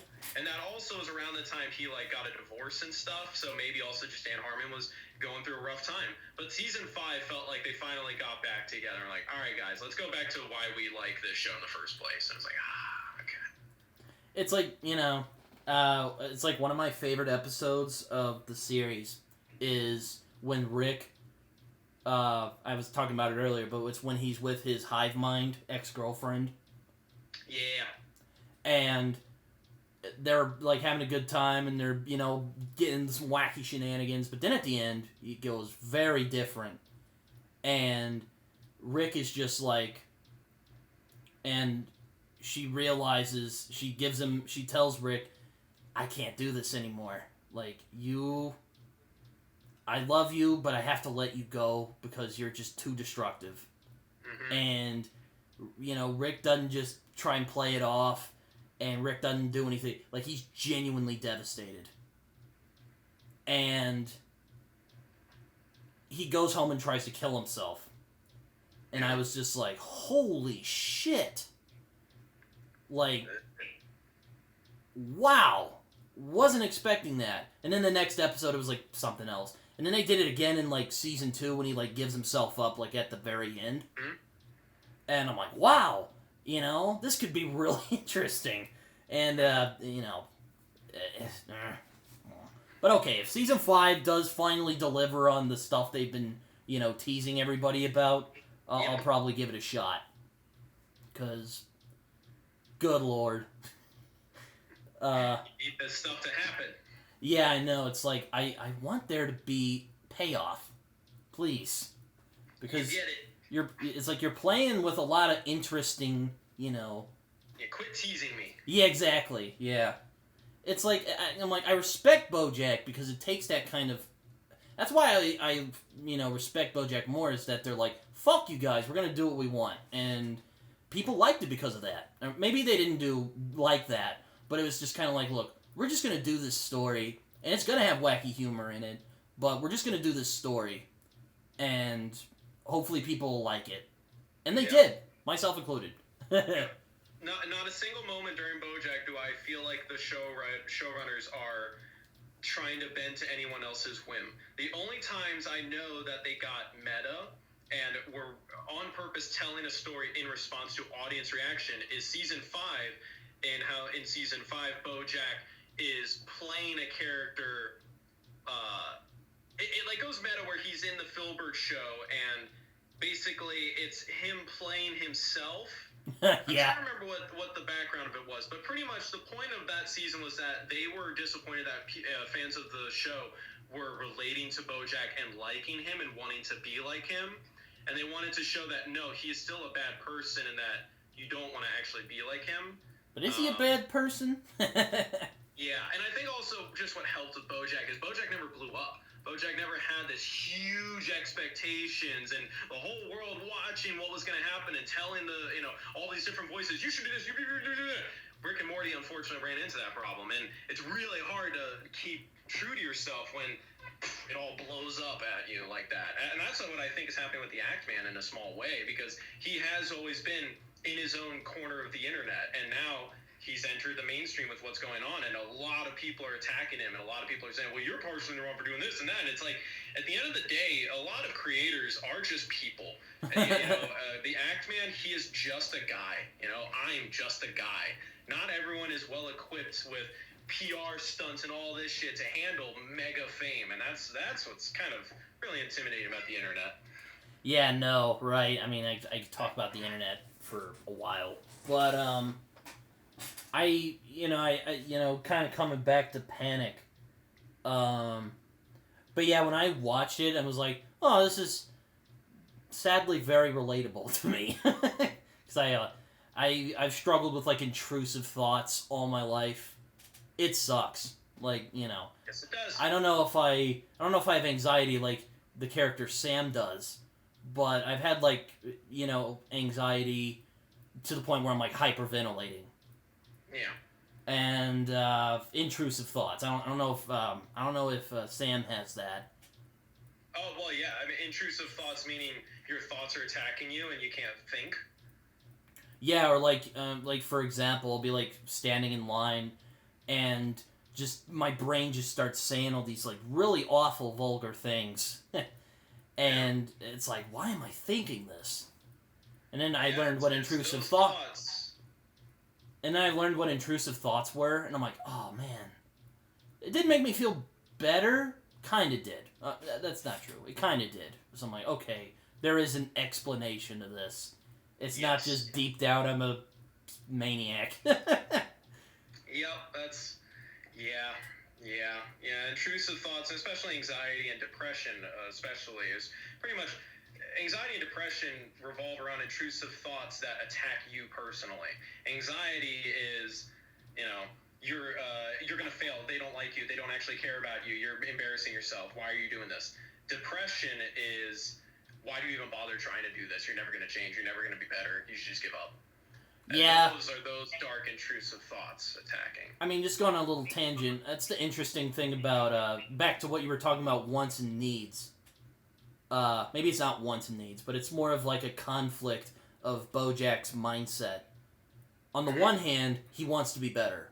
On the other hand, he doesn't believe he deserves it. He believes he deserves being who he is because he's made so many bad choices in his life.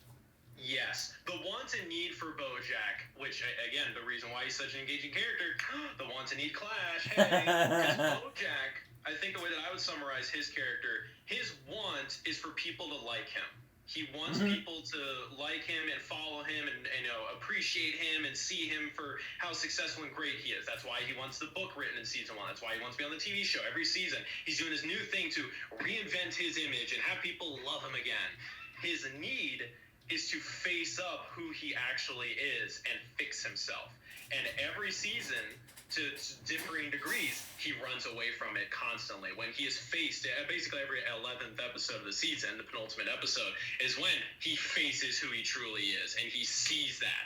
And it's, does he decide to go for it or not? And the end of season 2, the character who was running up the hill all season, the monkey, the baboon, I think, he says, like, it gets easier. It's hard at first, but if you do it every day, it does get easier. But you have to do it every day. And it's like, that's the mission statement of the whole show. Exactly. I was about to say, that's the whole fucking point. It's tough, but it does get easier. But you have to keep doing it. Yeah. Brilliant. But, it's just like, it was funny. I was watching Panic, and I was like, God, this is like BoJack in a lot of ways. And it was funny you said that. And I was like, huh. Like, I really like this. And, like, episode 7, I was like, oh, fuck. Because, it was the one where he's, like, really depressed. Yeah. One of the things that kind of bothers me, but I know it's, like, it's supposed to be, like, good drama, is when characters don't say what they really mean. Where I just want to, like, throw something, just, like, say it, you idiot! Yep. I mean, in real life, we don't do that, we never really speak what's on our mind, we don't really say things, so, yeah, and that was the fun part about Panic, where we did want the audience to be upset with Sam and not always agree with him and be on his page, and also just like, oh, come on, man, you can do it, I know what you need to do, and I know it's hard, but come on, and that's BoJack. BoJack is that, but just darker. Sam's an actual good person. BoJack isn't. So the whole time. I don't know. I don't know. I often get hesitant to call BoJack a bad person. I think the show makes it pretty clear he is a bad person, and it's not to say that it's all his fault, because it isn't. Times Arrow. He's selfish. And every time he's choosing between the right choice and the selfish one, he takes the selfish one every single time. Mostly. Except for, like, the very end of Season 6, Part 1, when finally he starts, like, growing. He finally does start getting better once he goes to rehab and everything. But then at the same time, the second half of the season is, you still did a lot of terrible shit, and you haven't really, justice has not actually come to you yet. And the only way for you to truly be a better person is to face that past. And it includes justice. So. It was tough to watch, though. Yeah. It was shit tough. Got sad. Shit got dark.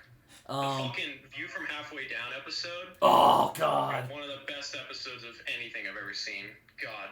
Love that episode. So, my favorite episode is still that old Sugarman place. That one's up there. That one's a really baller. And that one's extra baller because it's a second episode of the season. Usually the great episodes are later on, but that one, boom, right it's just... I'll never forget when I first saw it and how that reveal at the very end, how it hit me. And I'm like, fuck. Like, this is special. I don't ever want this to go bad. And it didn't. I think it ended very well for what we were given. The show, oh yeah, BoJack's one of the few shows I've seen where I'm like, alright, y'all stuck the landing, good job. You did it. Now, is it something I would have imagined? No. But I still think they finished it up quite nicely. Yeah. They finished it in a way where, like, in the end, yeah, life does just kind of go on. So to ask for a definitive, this is it, this is the end, no more story, is like kind of difficult with a show like BoJack, which has always been about real life problems. So I think they ended it in a very proper way of like it wouldn't give the show justice if they had it actually end in a climactic thing. Instead, it's like, no, this is genuinely how it would probably happen. And it's just like, and yeah, it's just Panic I think is interesting. I feel like Sam is just a guy who doesn't really know what he wants in his life. Yep. Yet. And, I get that. I'm also a guy in my early 20s. So, I understand how that feels. So, he's not as irrevocably damaged as BoJack is for me. Correct. Yeah. He's 18, so he doesn't have a whole lot of history. He has some damage there, but he's not as... I don't want to say BoJack's broken. Maybe he is in some ways. But I don't know if I'd call BoJack broken, though. Yeah. I think with Sam, what's admirable about him is that he is always trying to fix his problems. He's always kind of aware of them and trying to better himself. And he has rocky roads where he does go backwards in his development, but then he keeps going. With BoJack is so far down that it's hard for him to even begin to better himself. So it takes a lot longer for him to really get going. But, that's it, right? With BoJack, it's like I said, he wants to change, yet he feels like he deserves being in this constant state of pain that he's in. Yeah, because that's who his family has always been. That's just who he is. He is broken. He can never change. And it's like, you can. It's just fucking hard. Yeah, it's like, it's especially with Season 4 and how it explores, like, the cycle of trauma. Yeah. Particularly with his mom. Because his mom's that kind of person who is just so afraid to love somebody. So she just pushes them away. And that's also kind of gone to BoJack as well. Yeah. Well, it all begins with the grandfather. Oh my god. That guy's a monster. He is the reason for every bad thing in that family in a way. And what's interesting is he doesn't seem like he has, horrible trauma. It's just, that's how it kind of was. If you were a father in those times, you could kind of just end up with that kind of personality of, well, I don't really know how to handle these emotional problems that you women are having, so I'm just going to go do my job and you do whatever. Oh, you're a mess. Oh, we'll just, give you a lobotomy. That'll fix you. And it's like, holy shit, no, you're fucked up, dude. You're causing so many problems. You don't realize it. Yeah, it's like he's a monster and he doesn't even realize he's a monster. Exactly, yeah. It's a weird thing. Yep. Though, I mean, I feel like just animated shows in particular are kind of starting to... They've been growing for a long time, I think. But, just recently, there's just been shows with just a lot of depth, at least with the story anyway. Because that's all I'm about at the end of the day. I like story. I like watching characters make decisions. Maybe they're not always the right decisions. But, I like watching characters make interesting... I like interesting character dynamics. Yes. Yeah, engaging, interesting characters that you root for, and a really cool, fun, twisty story that surprises you every now and then. That's really what I want in anything. I'll watch something like Friends every once in a while. That's just, fun, and, you don't have to think too much about it. But, usually I like shows that, you know, have interesting character dynamics and stuff like that. Or even movies as well. You know, just... I like films with great characters, you know. Like I say, I'm always about the story, and if there's great visuals, that's just a bonus. It's like why I'm aggravatingly... that's not even a word. That is why I'm aggressively not going to see Avatar 2. Yeah. Couldn't give less of a shit about that movie. I'm like, I don't care if there's great visuals. Story sucks. Yeah, and also, it just is so self-important. I know. Ugh. Oh, we're gonna have 7 Avatar movies, and I've been working on this for over a decade, and we're doing all this new technology and all this great stuff. We're changing the way film is done. It's like, okay, but you're forgetting what actually makes film great in the first place, and that's a good story with good characters. You didn't do that. You completely just threw that to the wayside. And sorry, that is actually film. That is storytelling. So you're not gonna have me watching if you don't have that. I mean, you know, I've watched the occasional... I have a weird relationship with art films. I'll put it this way, I like art films with substance. Yeah, and it's hard to... Because a lot of, you know, films can be less accessible. Like, that's sort of an interesting word to throw around, where it's like, you know, if you haven't seen movies like it, then you will be so out of your depth. Like, it's almost as if you need to build your way to more subtle... you know, artsy movies that are not trying to tell a story that's so obvious and spelled out for you. And, you know, it's tough to recognize that sometimes, where it's like, oh, that movie had no story. It's like, no, it did. It was just very hidden beneath the surface, and you had to really delve into it. It's like, that's a tough balance to get sometimes.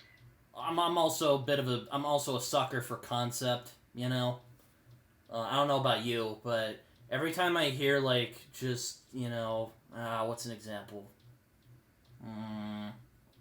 Concept, like, just the idea right away is engaging. Yeah. Yeah, that helps a lot. What's an example, though? I'm thinking. I mean, Alien is a great concept. Alien. Yeah. You can't go anywhere, you're stuck on a spaceship, and there's an alien running around killing the space crew. What do? It's like, or The Thing. Fucking alien. Yeah, I was just about to say The Thing. Humans perfectly. You don't know who to trust. Boom, right there. You know what the films are going to be about, and it's exciting and interesting and can be full of surprises. Yeah, also it has, wouldn't say they're the deepest characters in the world, but they're fun to watch. The Thing wasn't really focused on that. So but they're fun to watch, and they do have their distinct personalities, which is appreciated. Yeah. I don't know if you've watched Mike Flanagan's movies. He's been a up-and-comer for me. I've been really liking his stuff, because Haunting of Hill House and Blind Manor were good. I really liked Gerald's Game, and then I watched Midnight Mass recently, and I need to watch it again, because that could end up being, like, one of my fucking favorite things ever. Like, the more I think about that, the more I'm like, oh, whoa. Like, there's so much going on. I was about to say, you want, like, great character-driven horror? I like him quite a bit.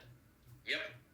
And also, He asked to do the same thing, where the horror comes from real-life trauma, real-life human issues. It's not just, a scary demon following you around. It's also the death of a family member, and you're grieving it, and the family's falling apart, and all that. I'd also say Robert Eggers as well does that, especially with The Witch. Lighthouse is more like a demented fever dream. I but didn't watch The Witch. I think I'd like that.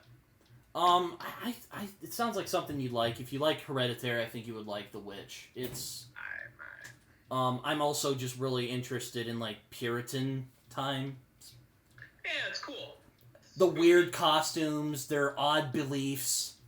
Yeah, the way you're a witch, and then just fucking burn them. It's like... Or, you know, they'll just, like, float, and if they drown, they're like, oh, guess she wasn't a witch. Yeah, like... The quick way that they accept horrible things, because it's part of what their beliefs, and it's like, okay.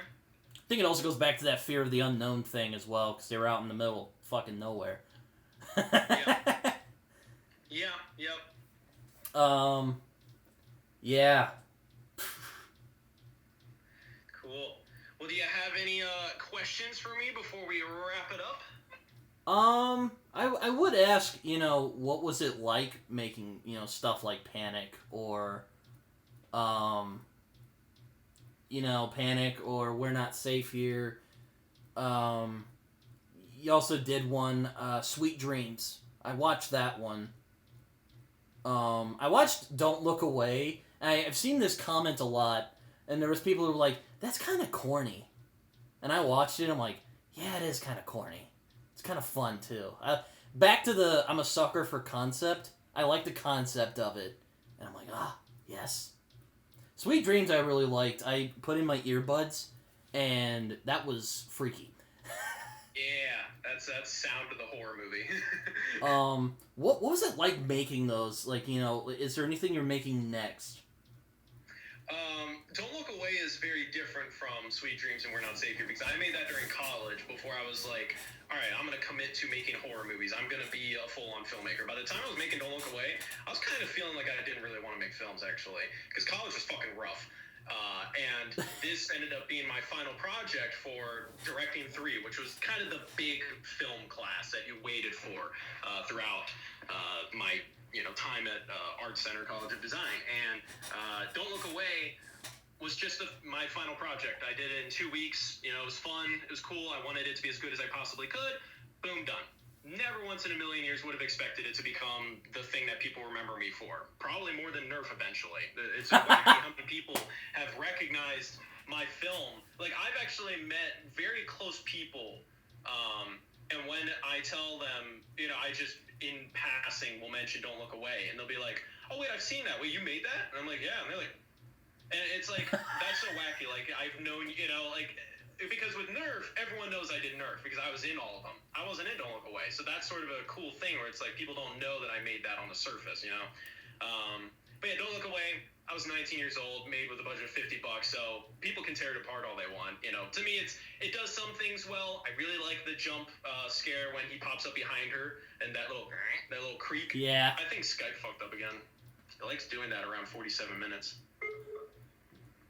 Hello? Can you still hear me? Boo-doo. You still hear me? Boo-doo. Okay. You still hear me?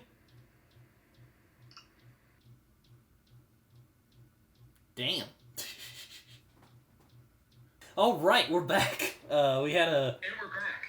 Yeah, the episode, our Skype just was like, fuck you, and let it off. I looked at it, I'm like, oh, that was a little longer than that, but oh well. Anyway, what were we talking about? Our first call was almost an hour long, and then the second was like 47 minutes, so it's been a long one. Yeah, no. I kind of felt bad. I was like, I'm sorry I'm keeping you for so long. But, I guess sometimes you get caught up in good conversation. That's what this show's about anyway. We watch a lot of the same shows, too. That's cool. Oh, Lord. Oh, yes. About, I was asking you how it was making your movies, and also Panic as well. Yeah. So, yeah, but Don't Look Away, made that for my final project in college, and it was at a time where I just kind of wasn't enjoying directing and making my own films. I was really just losing belief in myself and confidence, and Don't Look Away was, my final project, but overall, like, I just kind of set out to just make a good film. I didn't really think anything about it as, like, being this grand thing, and that's what's kind of funny is that it blew up to become, like, I looked it up, because I looked at, like, horror short film and all that. It is, like, one of the most viewed horror short films on YouTube, period, which is fucking shocking to me. And I was highly inspired by Lights Out, which ended up becoming an entire feature film. And now that director makes Shazam and stuff, he entered the mainstream. His film, which has inspired me from the beginning, including Knock Knock that I made in high school, Don't Look Away has, like, almost triple the amount of views. Like, that just, like, blows my mind the way, like, to me, that was the biggest film ever, and that's because YouTube was smaller back then. And now YouTube is such a big thing that it's a lot easier for a film to end up with 30 million views. But anyway, so yeah, people can tear Don't Look Away apart as much as they want. I don't really hold any, special feelings towards it. I really enjoy the jump scare when the creature pops up behind her and you hear the little wooden creak. I really like that moment. I think that's the best moment of the whole film. But yeah, it's whatever. It's a little short film. And people post comments pointing out, like flaws in the writing or character inconsistencies or plot holes or whatever, and they I can tell they think it's it was an actual legit film made by an entire crew with thousands and thousands of dollars of budget. And it's no, this was just basically made by a couple college kids with no money in 2 weeks. It's funny. It's sometimes hard to turn that part of your brain off, you know? Yeah, well, especially when you see 30 million views, you're like, all right, this better be good. Versus, oh, this is some college kid did this. Okay, then. But yeah, then Panic was great because Panic I didn't direct. I didn't come up with the idea. Keaton came to me, and Keaton was my closest friend at Art Center while we were going throughout college. And he came to me with the idea, and initially it was just act in it. And I acted in a lot of films there because I was an actor. So I was like, all right, yeah, this sounds fun. And then I really liked the idea, and I wanted to make more episodes. And he had ideas for more episodes, and I was like, well, I can just write them. And he was like, yeah, I don't even like writing, so yeah, you do it. So I became the writer for the show, and Panic ended up becoming this whole fucking life journey where we were making it for over 3 years, and we started it while in college and finished it while we were out of college. We took this whole journey where from the beginning we knew Sam would end up in therapy. He and Lily would break up. We had all of that stuff from the very beginning, so it was just building up, trying to get there, and the show took longer and longer as we made it because we were two fucking college kids. It is so difficult to stay that committed to something and keep churning it out, especially when the scale grows and the episodes get longer and all that. Mm-hmm. But yeah, we really just wanted to tell a story that evolves, from the silly, fun comedy to kind of a more deeper drama that tells a deeper story. And throughout that as well, we learned more about anxiety and mental health and all that stuff. And I learned a lot about myself because at the beginning of the show, didn't know that I actually had problems. I just kind of thought I'm just kind of shy sometimes. But by the time we finished the show, I was like, man, I was already going to therapy. I was like, I definitely have anxiety, definitely have elements of depression, probably have other stuff. There's a lot of stuff that I need to face about myself. And a part of that was making Panic and writing this character's journey that ended up reflecting my own in many ways. So that was a really cool personal journey of that I went through. And we're still in the process of trying to turn it into a full-fledged TV show. We've written a pilot, a full 30-page pilot script that is still very similar to the first episode and has elements of the first couple episodes, but is way better, way more deeper. And I like the bongos. Yeah, the bongos. Maybe the bongos will make it in. Who knows? But I'll. Yeah, oh, sorry. But yeah, that's basically the journey with Panic now. Is hopefully we can turn it into a full-fledged show and really get to be like BoJack and really explore mental health and tell a full-fledged big story. One of the things I think was fucking hilarious. It's when Sam gets his hand stuck in the drain and he's trying to call his. I always forget his name. Daniel. His fucking voicemail, Daniel's voicemail, I busted out laughing. I thought that shit was so fucking hilarious. That guy, Ben, who played Daniel, first of all, that voicemail, we didn't give him a script. We just said, come up with a funny voicemail. He was like, all right, and he did several, and all of them were making us bust out laughing. But, most of the time, we just kind of let him riff. He was just so fucking funny. It's oh god, it was so funny. I don't even know what the hell half the stuff he was saying. I don't know what punani means, or the fuck that word was. But trying to get some punani right now. But yeah, I'll catch you later, fool. And then the way he had to, oh yeah, I was like, are you a pirate? What is this? So, oh my god, I was in stitches.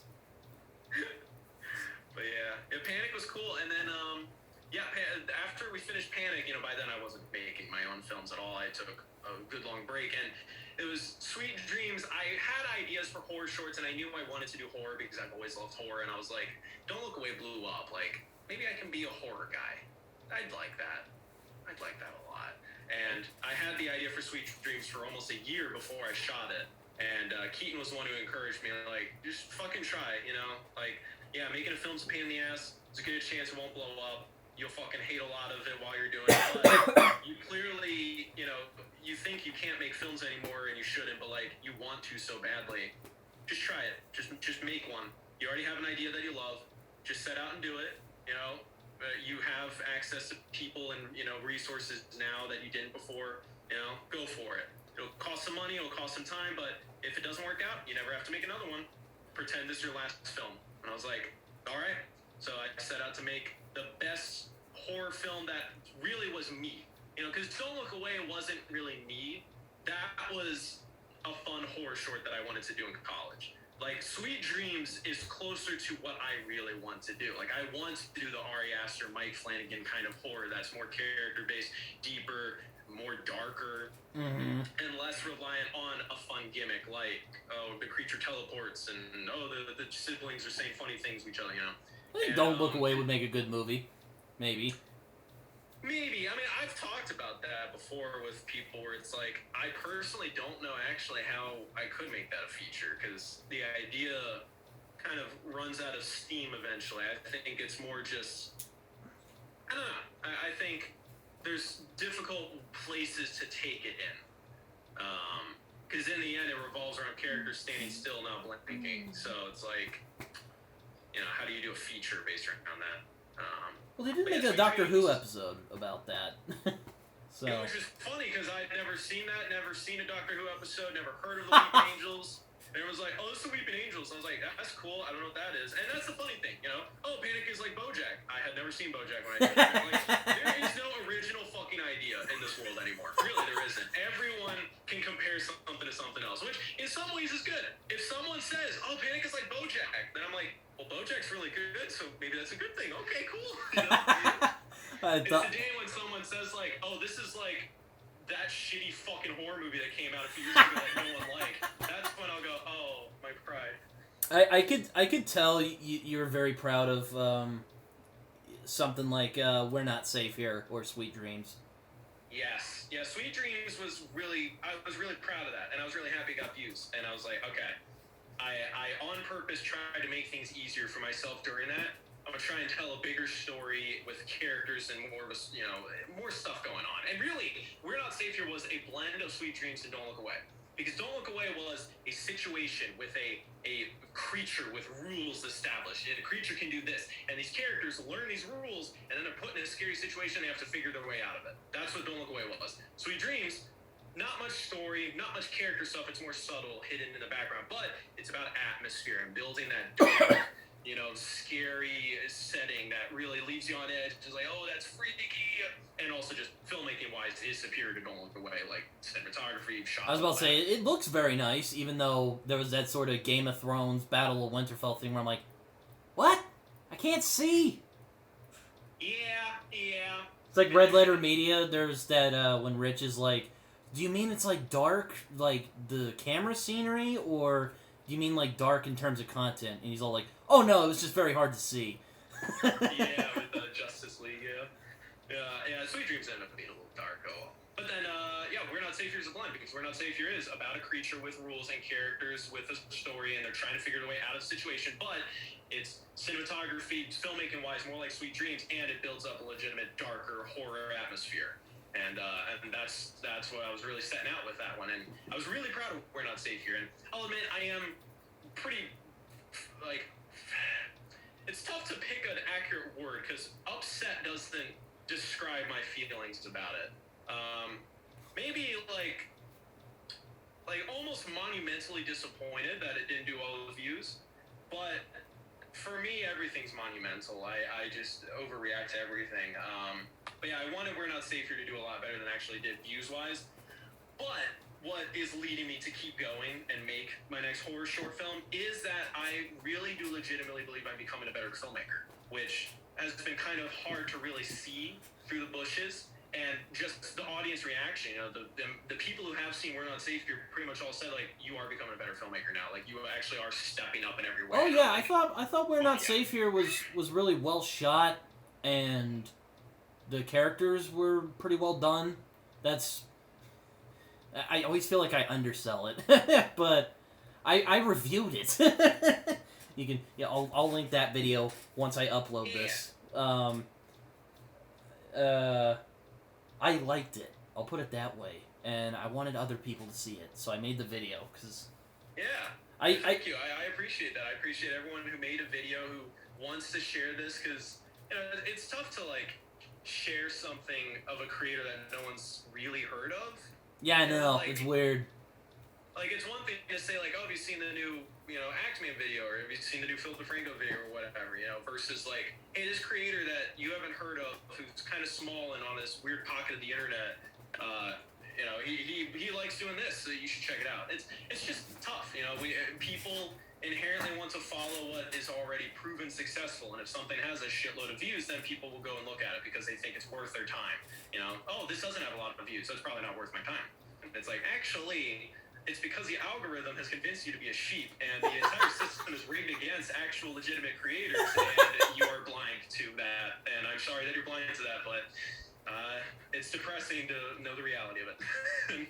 I know. I've been posting those justice for Ackman. Yeah, sure, he might have. He might have.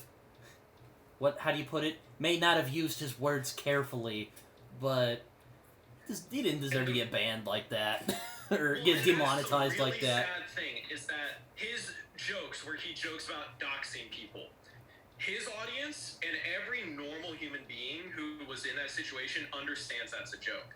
It is for the people who didn't know who Axeman was and also assume that Axeman is a celebrity. They see that as, ooh, you made a mistake. You have to hold yourself to a higher standard. And it's like, that is true. When you become a mega celebrity, you do have to hold yourself to a higher standard, because unfortunately, people will follow and agree with you. Whatever you say, there will be a lot of people that says you're correct and not actually think about it. And that's how you build up a giant ego and you end up making mistakes. Axeman was in this spot where he was big, but not celebrity big. So he could still be himself and make those jokes that normal people can make. But once he got launched to the mainstream, everyone is like, you can't do that, you can't. And it's like, he wasn't there yet. You gotta give him time, I was about to say, I don't think that was the point you were trying to make, but I didn't think he was egotistical at all. Seems quite the opposite. It's more of that you were saying that it was irresponsible for him to make those doxing jokes. Well, I mean, hindsight, I understood he was just fucking around. Because, I've seen enough of his videos, and I'm like, yeah, he's just fucking around, that's Ackman. I've watched a shitload of his videos. I know he's fucking around. But when you think about it, you're like, yeah, I can kind of see yes, they fucked him over, but might have kind of slipped up a little bit there. More just I mean, do you know what Quantum TV has done? I know. Oh, I know. I'm not trying to... That's where it's like, fuck being like, well, no. Clearly, this guy's the bad guy who needs to be punished. And he's not being punished. I know, yeah. So, like, okay, maybe if this wasn't happening, Axeman could probably, receive a little bit of consequences. But the fact that this motherfucker gets away with so much shit, and somehow Axeman gets punished, that's the injustice. I know. And yeah, I agree with that. I agree with that all the way. But, on the other, I tend to try and... I have a habit of, trying to see things the other way. And on the rational level like that, I can kind of understand, but yes, it is bullshit. It's stupid, but yeah, I'm kind of getting off track again.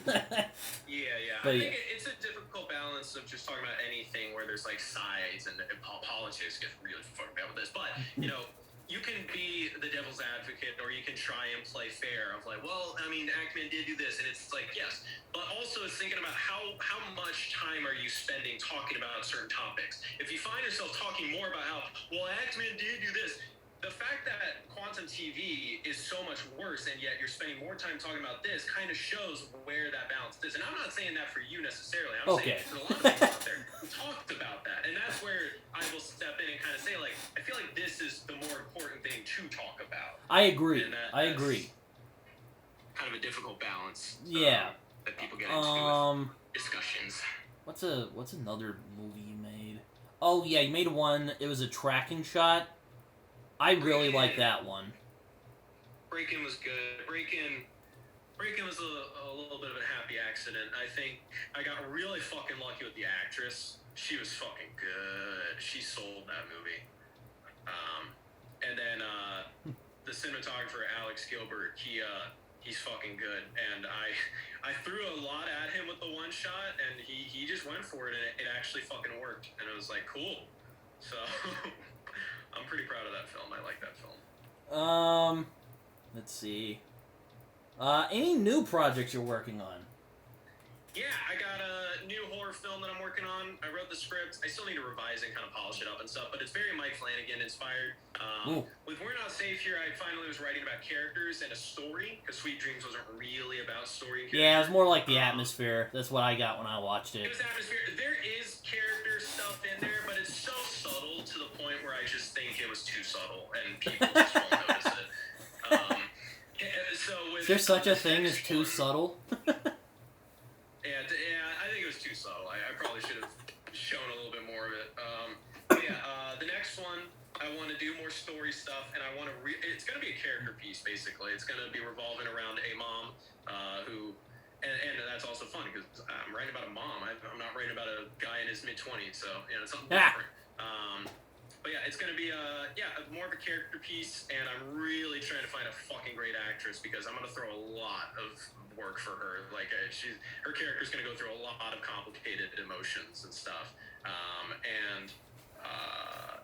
I think with Mike Flanagan, a lot of the horror revolves around real human drama and the trauma that they faced in their past, and maybe mistakes that they made. And that's another thing that I really want to dive into with this one. This one's going to be less about an external threat trying to kill you, and more about inner turmoil and facing up your legitimate fears. And that's the best way I can describe what I want to do with this next one.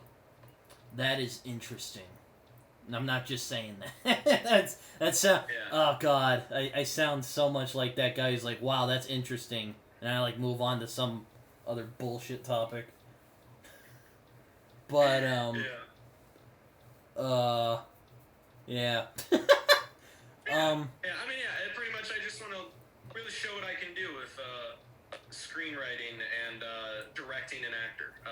Because I haven't really fully committed to that yet. I've been careful with how I've been making these films, because also I haven't just made a film on my own in a while, and these films cost thousands of dollars, so it's like, all right, if I'm really going to invest thousands of my own dollars into this, it needs to be something that I really believe in and that I believe I can do well.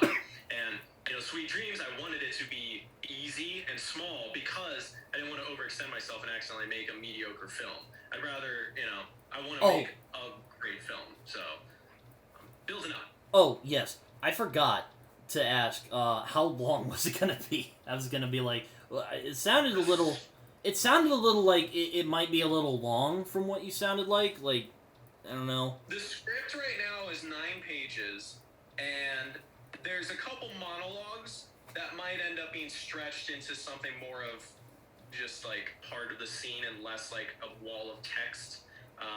Oh god, don't do that. I think it'll be a little bit shorter than We're Not Safe Here. Oh, okay. I thought that We're Not Safe Here could make like a good movie, like. Yeah, I don't know. We're Not Safe Here's a little tricky as well because I write these based around the idea that it is a short film, so I try and get everything across that I want to get across in a short amount of time. And unfortunately, with feature films, you naturally not only have to have more, but you have to stretch it. So with Don't Look Away, like, everything that happened in that short film would have happened over the course of like half of a movie. So it's kind of tough to then come up with more stuff and be able to stretch all of it and keep it engaging. Fair enough. I definitely want to make a feature at some point. I'm sure. Yeah. There's Yeah. I do have my poster. I've been kind of messing with it for the past couple minutes. It's yours. You want it. Yes, I did. Yeah, no. But Mr. Cox, Chris, thank you so much for coming on here. Really. I was kind of surprised you said. I was kind of surprised you said yes.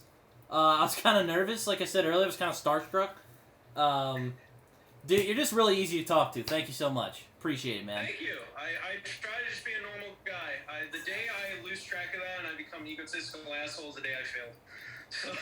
Oh, that is one last question I gotta ask you before we wrap up. I mean, when will you become an egotistical asshole? Well, no, I was gonna ask. No, I was just gonna ask, have you been recognized? And you kind of were talking about it earlier, but I wanted to know out of curiosity.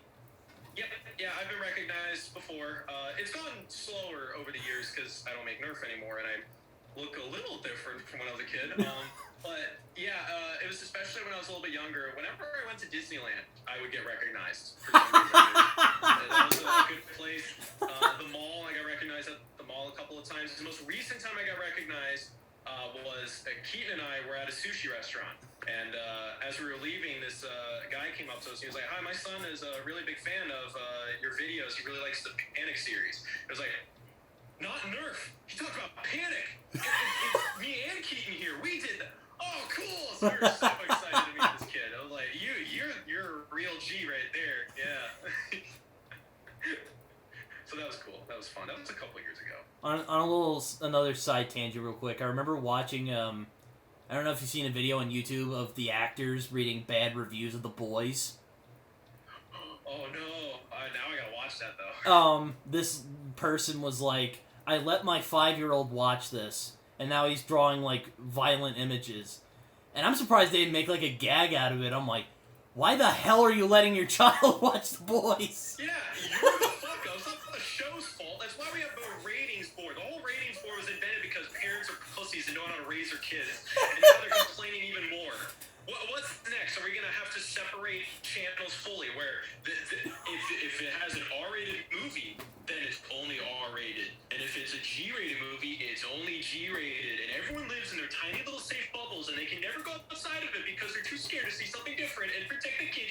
No, be a good fucking parent. Look at the rating. Read what the fucking show's about before you decide to show your kid everything. Either that's a meme or someone was just being a fucking idiot. Because I'm like, why the fuck are you letting your 5-year-old watch The Boys? I'm trying to remember what the very first scene of The Boys is, because it very quickly... No, yeah, it's the fucking, Homelander and Queen Maeve save those civilians. And it's like, okay, clearly the show's gonna be violent and messed up, so, like, at the very least, you stop it there. You know? like, he said... Like, the way that review sounded, I let my kid watch this. So, you just let him watch the whole hour-long episode? Or no, it wasn't I let them, it was my 5-year-old watched this. And I'm like, why the fuck are you letting your 5-year-old watch The Boys? Yeah, your kid is 5. You can still tell them what to do and not do, and they will listen, you know? Like I wouldn't let my... I remember, actually, when I was 5 years old, and this could be a great ending story to this bit. I've always loved horror from the beginning, and the reason I know is because when I was 5 fucking years old, my parents and I were walking down the mall, and we go into Spencer's, and I guess they didn't realize that shop is kind of like an adult sex shop located. I guess that's more in the back yeah, of the it is. store. But anyway, the front of the store has just like, you know, emo t-shirts, and you know, it's like Hot Topic, especially back in the early 2000s. And I fucking see a Chucky doll. And it's a life-size version, and it's got the stitches. It's all scary and freaky looking. And my 5-year-old self went, "Mommy, what is that?" And she's like, "Oh, that's from a horror movie. That's too scary." And I'm like, "It's a movie? I want to watch it." And she's like, "You're not watching that. That is not age appropriate." I'm like, "Aww." And slowly, as I got older, I kept asking about it. I kept asking about Child's Play. As soon as I learned the name of the movie, I was like, "I want to watch it." And my mom's like, "No, you're not allowed to watch it." I'm like, "I want to watch it." And then I remember when I was like 8 years old, my dad's flipping around TV channels, and Child's Play pops up. And I was like, "Oh, can we watch some of it?" And my dad's like, "Okay." And I'm watching it, and it was a pretty spooky scene. It's the scene where the mom finds out there's no batteries in the Chucky doll. And the Chucky doll first attacks her, and I was like, and it freaked me out. I had nightmares about it. And my mom was like, "You saw a scene from it? I told you, you're not allowed to watch that movie." And I'm like, "I know." And then I kept thinking about it. I was like, watch the whole movie. And then, when I was 11, and I was introduced to YouTube, back then, people uploaded full movies to YouTube, and they weren't taken down. But they were split up into 10-minute increments because you couldn't upload a video longer than 10 minutes. So I found Child's Play Part 1 of 9, and I was like, "Oh, it's the whole movie." And I just and every time I would come home from school, before my parents would come home or whatever, for like a good 20 minutes, I was able to sit down and watch Child's Play. So over the course of like a week, I was slowly watching this secret movie I wasn't allowed to watch. And it was scary, but I was like 11 by this point. I was able to handle it. And then to top it all off, my dad suddenly barged into my room one time without knocking and fully catches me watching Child's Play. And he's like, "Oh, wait, what are you watching there?" And I'm like, "Child's Play." He's like, "Oh, does your mom know?" I was like, "No." He's like, "Well, let's keep it that way." And he just left. So the lesson there is sometimes your kid ends up being actually really passionate about something, and maybe that something is something they're not emotionally ready for. Your job that was as a me as a parent is kid. to guide them as carefully as you can, but sometimes you can't hide everything from your kid. They will find a way. The boys, you can stop a 5-year-old from watching The Boys. When they're 11, might be a little more difficult, but that's being a parent. Yeah, I probably wouldn't let my kid watch something like, I don't know, I probably wouldn't let my kids watch The Boys until they're like, at least 13. Yeah, because also, like, you know, imagine 13 are watching The Boys. Why are they going to like The Boys? Well, it's ultra-violent, and there's nudity. That's what they're going to like. But The Boys is about so much more, so that's also where it's like, yeah, you can have ratings because kids shouldn't see this, but also just, like, kids aren't going to even get it. Kids are not going to... A 13-year-old isn't going to understand the political commentary, the complicated character dynamics, the, you know, trauma and PTSD that these characters face, all of, like, the real awesome stuff about the show. 13-year-old's just not going to understand it, you know? Yes. I think that's it.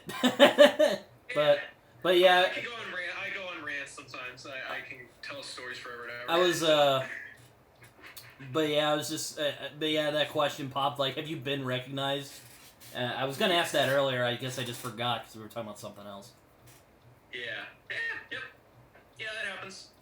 They're always really nervous. They're always like, "Can I take a photo with you?" And I'm like, "Sure." And I'm like, "Okay." They're like, "Thank you." It's like, "Okay, you don't seem happy, but okay." They're probably just nervous, and they're probably, like, their brain's probably like, I'm probably wasting this poor man's time. Yeah, I assume so, but it makes my day. I remember it. I remember it every single time. I still remember the sushi kid, especially because he said Panic. That was so cool, because, you know, everyone always is like, "Oh, Nerf," but then, like, the fact that, like, a 14-year-old was like, "No, I watched Panic, and that's what I cared about." I was like, yes. I did find you from Nerf. I didn't really want to talk about it too much, because I'm like, I thought maybe you, oh, shit. Damn it!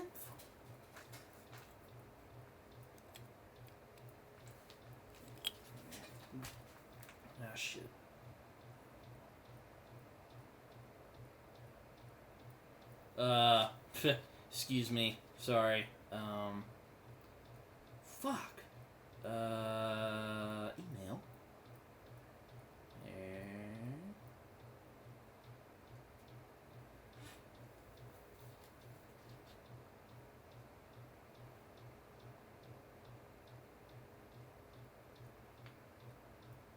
So many interruptions tonight, man. Ah.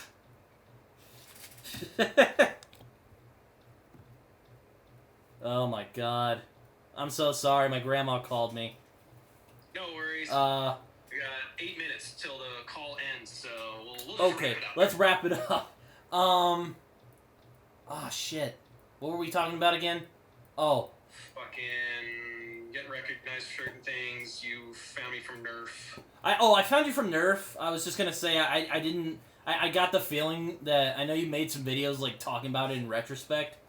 But I had a feeling you probably didn't want to talk about it too much, so. Yeah, it's just like fully in the past for me, you know. It has its place. I'm happy it's there. It's fun to look back every now and then, but you know, I am just, you know, much more interested in talking about the stuff that I work on now, because that's me, you know, the stuff, and We're Not Safe Here, that's the closest I have come to showing people who I want to be, who I actually, you know, what I am capable of as a filmmaker. Nerf is so far in the past that it's like, it almost doesn't even feel like me anymore, really. Yeah. Yeah.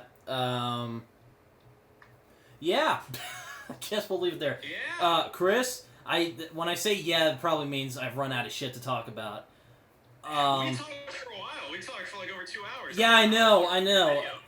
Again, thank you so much for coming on. You're an easy dude to talk to. I was kind of like, oh boy, how's this gonna go? Couple interruptions though. Thank you. Love to have you on again. Absolutely. Thank you very much, Britton. Though, let people just before we end, and then I'll let you go. Just let people know where you can find you. Yeah. So there's CACox97 on YouTube. That's my main YouTube channel where all of my films are on it. Also, I have a website, ChristopherCoxFilm.com, that has all of my films and stuff on there. And then right now, I have a YouTube channel called How Scary, where I review horror films and review how scary they are, and sometimes dive in depth. I just recently did one for Stranger Things Season 4, and it's actually getting some views. I passed 250 subscribers, which is exciting. So, yeah, that's what I'm up to right now. But new horror short film, hopefully going to be out sometime for October, since that's the horror month. So it'd be cool if I could get this one out there. I'm thinking now. I'm like, oh shit. Probably gonna be doing something. Or I was gonna say something. Forgot what it was. Anyway, again, thank you so much for coming on. Love to have you on again sometime. Absolutely. You have a fantastic night, Britton. Yeah, you too, man. All right. Take care, everyone. Goodbye. Oh, shit.